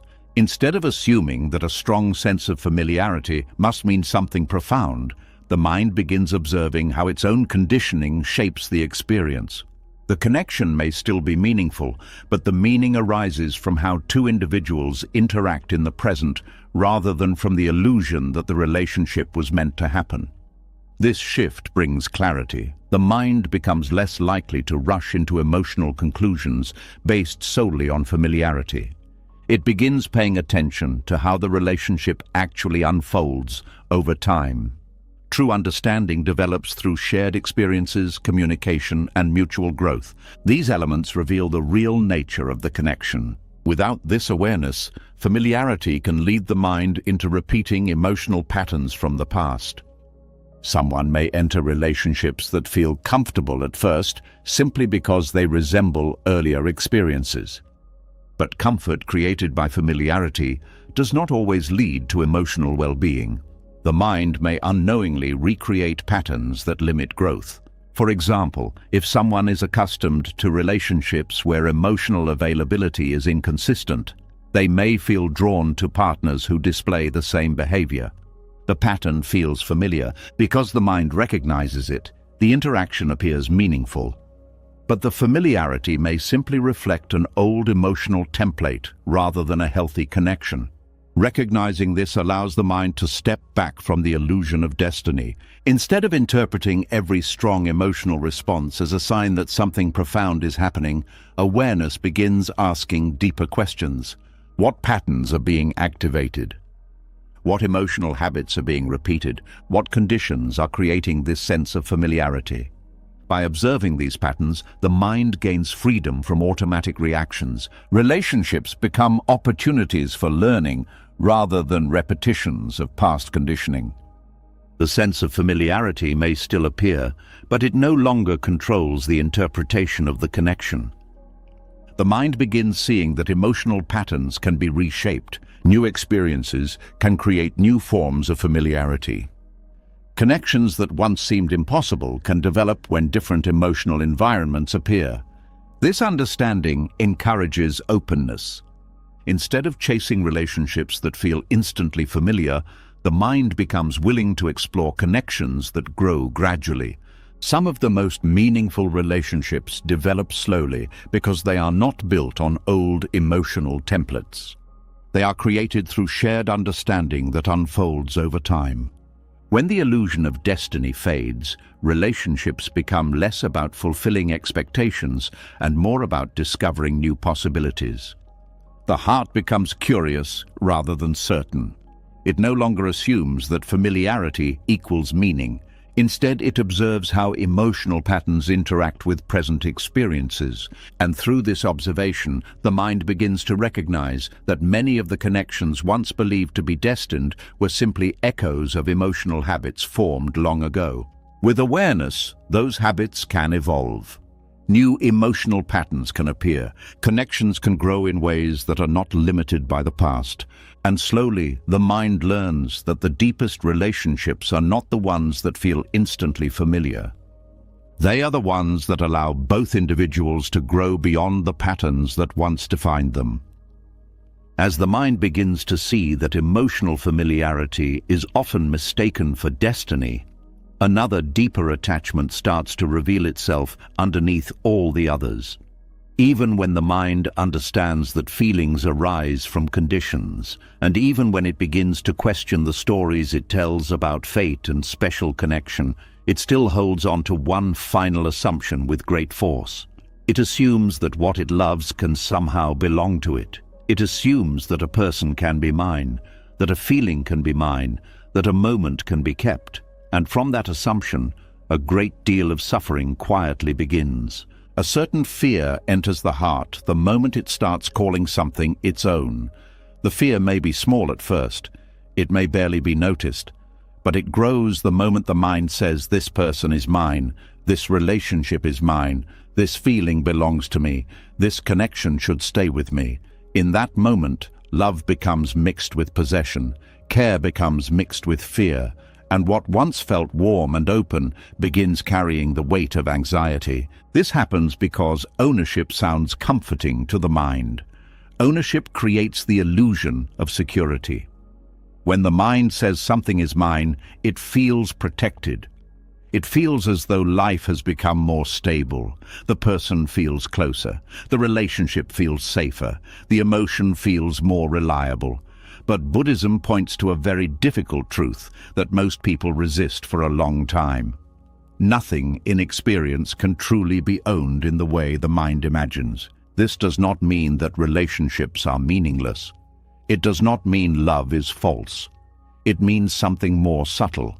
It means that people are living beings, not possessions. Feelings are moving conditions, not property. Moments are passing events, not objects that can be locked away. The mind, however, struggles to accept this. It wants closeness to become ownership. It wants beauty to become permanence. It wants emotional warmth to become something it can keep forever. This is where suffering begins to deepen. The moment the mind believes a person belongs to it, the relationship changes internally. The other person is no longer simply being met as they are. They begin carrying the weight of the mind's expectations. They must remain close. They must continue behaving in ways that maintain emotional comfort. They must not change too much. They must not leave. They must not stop producing the emotional atmosphere the mind has become attached to. The person becomes silently responsible for preserving what the mind wants to keep. But no human being can carry that responsibility forever. People change, their moods change, their priorities shift, their understanding of themselves evolves, their emotional life moves. Even when two people deeply care for each other, neither one can remain frozen in the exact form the other mind has grown attached to. Yet, attachment often tries to do exactly that. It tries to hold a living person still inside a fixed emotional image. Buddhist thought examines this through the idea of emptiness, not as a cold or hopeless truth, but as a liberating one. Emptiness means that things do not possess the solid, separate, permanent essence the mind projects onto them. A person is not a fixed object. A relationship is not a stable possession. An emotion is not a permanent substance. Each of these exists through changing causes and conditions. Each of them is fluid. Each of them depends on countless influences. The mind suffers because it keeps treating what is fluid as if it were solid.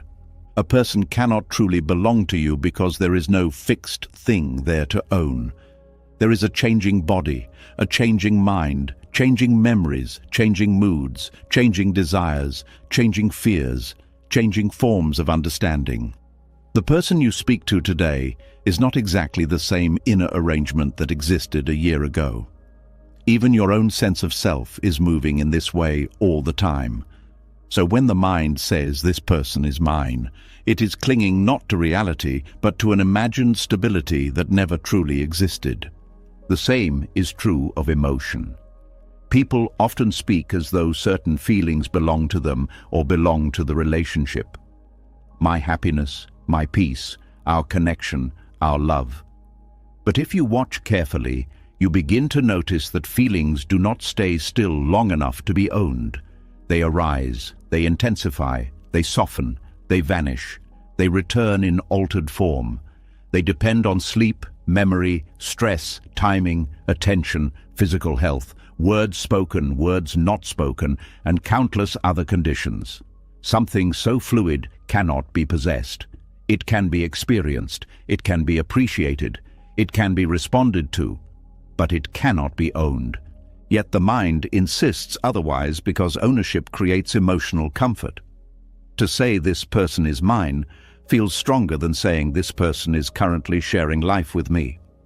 To say this happiness is mine feels more secure than saying this warmth is present right now. Ownership gives the illusion of control. It suggests that what is loved can be defended against change. But life does not obey that illusion. Change enters anyway.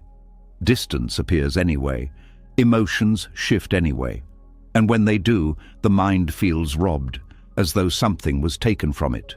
This sense of being robbed is one of the clearest signs that the mind was living inside the fantasy of ownership. When someone leaves, the pain is often intensified by the unspoken belief that they were not supposed to. When emotional warmth fades, the suffering increases because the mind believes that feeling should have remained available. The grief is not only about absence, it is also about the collapse of imagined possession. That is why relationships can produce so much hidden tension, even while they seem loving on the surface. Underneath affection, the mind is often bargaining with reality. Stay this way, stay close, stay emotionally available, stay mine. It may never say these words directly, but they exist in subtler forms. The fear of abandonment, the jealousy that appears when attention shifts elsewhere, the panic when communication changes, the hurt when someone no longer reflects back the version of ourselves we wanted confirmed. All of these reactions reveal the same hidden assumption. The mind believed it had some form of ownership over what could never actually be owned. Buddhist insight does not respond to this by telling the heart to stop loving. It responds by asking the heart to love more truthfully, to love without turning the other person into property, to care without trying to imprison change, to appreciate emotion without trying to trap it in time. This is a different kind of love from the one most people are taught. It is less dramatic in one sense, but deeper in another. It does not depend on possession. It depends on presence. Presence says, I am here with you while this moment exists. Ownership says, you must remain here for me because I have attached my security to your presence. Presence appreciates. Ownership grasps. Presence can feel grief when something ends, but it does not build its entire world on the assumption that nothing should end. Ownership resists ending with all its force, and that resistance creates a second layer of suffering on top of the natural sadness of change. This can be seen even in ordinary daily interactions. A conversation goes well, and the mind wants the closeness it produced to continue unchanged. A beautiful evening is shared, and the mind immediately begins turning it into something to preserve. A person expresses affection, and the mind silently records it as something that should remain available. By the next day, if the atmosphere shifts, disappointment appears. Why? Because the mind has already converted a living moment into a kind of emotional possession. It is almost as if the mind is constantly trying to collect evidence that life is stable enough to rely on in permanent ways. But life keeps answering differently. It keeps showing that everything moves. Even the most beautiful relationships are not static objects. They are ongoing conversations between changing beings. The moment the mind forgets this and begins claiming ownership, the relationship becomes heavier than it needs to be. There is also a deeper layer to this teaching. The mind does not only try to own other people, it tries to own versions of itself that appeared inside relationships. It may say, I was better with them, I was happier with them, I was more alive with them. In this way, the mind tries to possess an emotional self-image created in a certain period of life. Then when that period ends, it feels as though a part of the self has been stolen. But even this is another form of empty ownership. That version of you was also a changing process, a rising through conditions. It was never a solid possession. It was a temporary expression of a certain emotional environment. When this becomes clear, a more spacious understanding begins to appear. The person was never yours, but they were real. The feeling was never yours, but it was real. The moment could never be kept, but it was real. Buddhism does not ask you to deny the reality of experience. It asks you to stop demanding ownership, over what is by nature passing and interdependent. This understanding can sound painful at first because the mind thinks ownership is what makes love meaningful. But ownership is not what makes love meaningful. In many cases, ownership is what distorts love. What gives love depth is not possession but contact. It is the fact that two lives truly met for a time, that understanding was shared, that warmth appeared, that something beautiful arose from conditions and touched the heart. That is enough. It does not need to become permanent property in order to matter. In fact, the inability to own something often makes it more precious, not less. A sunset cannot be possessed, yet it can move the heart deeply. Music cannot be held in the hand, yet it can transform a moment of life. A conversation cannot be stored forever, yet it can stay meaningful for years. Meaning does not come from possession. It comes from presence, depth, and awareness. The mind forgets this when it becomes attached. It assumes that what matters must belong to it. But this is not how life works. Once the mind starts to release this habit, relationships begin to breathe differently. There is more space inside them, less fear, less silent pressure, less panic when emotions move naturally. The other person is no longer being unconsciously asked to guarantee emotional permanence. They are allowed to be a changing human being, and you are allowed to be one too. This does not remove pain from life, but it removes the unnecessary suffering caused by trying to possess what was never possessable. It also changes the way loss is understood. When a relationship ends, grief can still be real. Missing someone can still be real. Sadness can still move through the body and mind. But beneath that sadness, there is less of the feeling that something was unjustly taken. There is more clarity, more truth, more recognition that what was shared was never property. It was a chapter, a meeting of conditions, a living experience, real, meaningful, beautiful perhaps, but not ownable. This insight softens many hidden emotional battles. Jealousy begins to loosen because the mind sees that no human being can be possessed in the first place. Anxiety begins to loosen because the mind sees that emotional states cannot be kept by force. The desperate urge for reassurance begins to soften because the mind stops treating love as a contract guaranteeing permanent emotional access. Instead of demanding certainty from life, the heart learns to meet uncertainty with greater honesty. And from this honesty, a surprising tenderness can emerge. When you stop trying to own someone, you can finally see them more clearly. You begin to notice their freedom, their vulnerability, their separate inner world, their changing nature.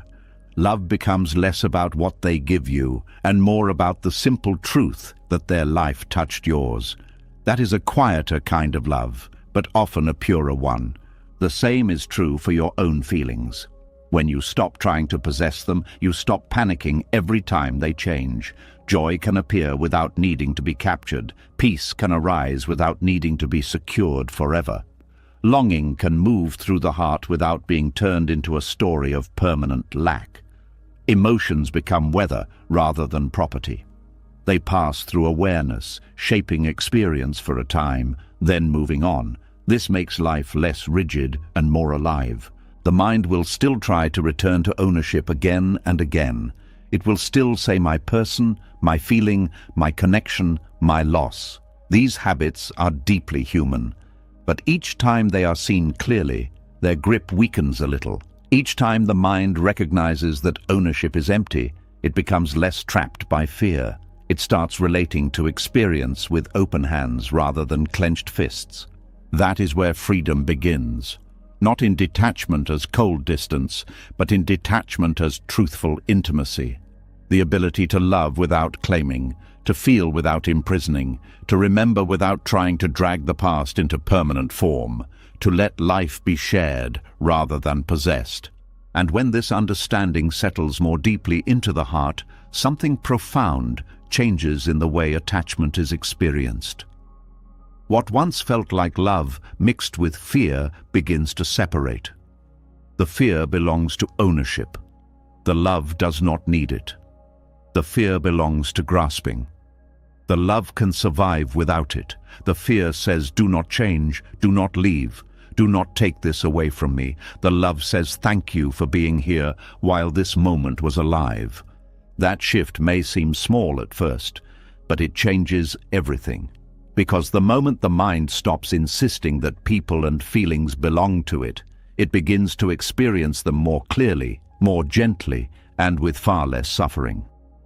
What remains is not emptiness in the ordinary sense of loss. It is emptiness in the Buddhist sense of freedom from false possession. A freedom that allows life to move, relationships to breathe, feelings to rise and fall, and the heart to stay open without needing to own what it loves. As you slowly come to the end of this journey, something important begins to become clear. What the mind often believes is missing is not always the person. It is the emotional atmosphere that once existed around them, the calm that appeared in certain conversations, the warmth that existed in shared silence, the feeling of being understood, safe, or emotionally alive. These were real experiences, but they were never owned by another person. They arose from conditions, from timing, from openness, from the meeting of two changing minds within a particular moment of life. Buddhist wisdom reminds us that attachment is rarely about people alone. It is about the feelings that the mind learned to associate with them. Memory holds the emotional tone, craving amplifies it, and loneliness sometimes pulls the mind back toward it. Yet through every lesson in this journey, one quiet truth keeps appearing again and again. Emotions live inside the mind. They arise, they pass, and they can appear again under new conditions. What once felt like something that belonged to someone else was actually a reflection of your own capacity to feel deeply. And when the mind begins to see this clearly, something changes. The past stops feeling like the only place where meaning existed.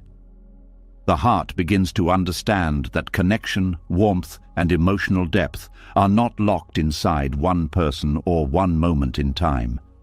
They are possibilities that continue moving through life, waiting for new conditions to bring them forward again. If something in these reflections spoke to you tonight, leave a comment below and share one insight that stayed with you. Sometimes the words we leave behind can help someone else understand their own heart a little more clearly. And if you want more reflections like this that help quiet the mind and bring deeper understanding to life, subscribe to the channel and join us for the next journey inward.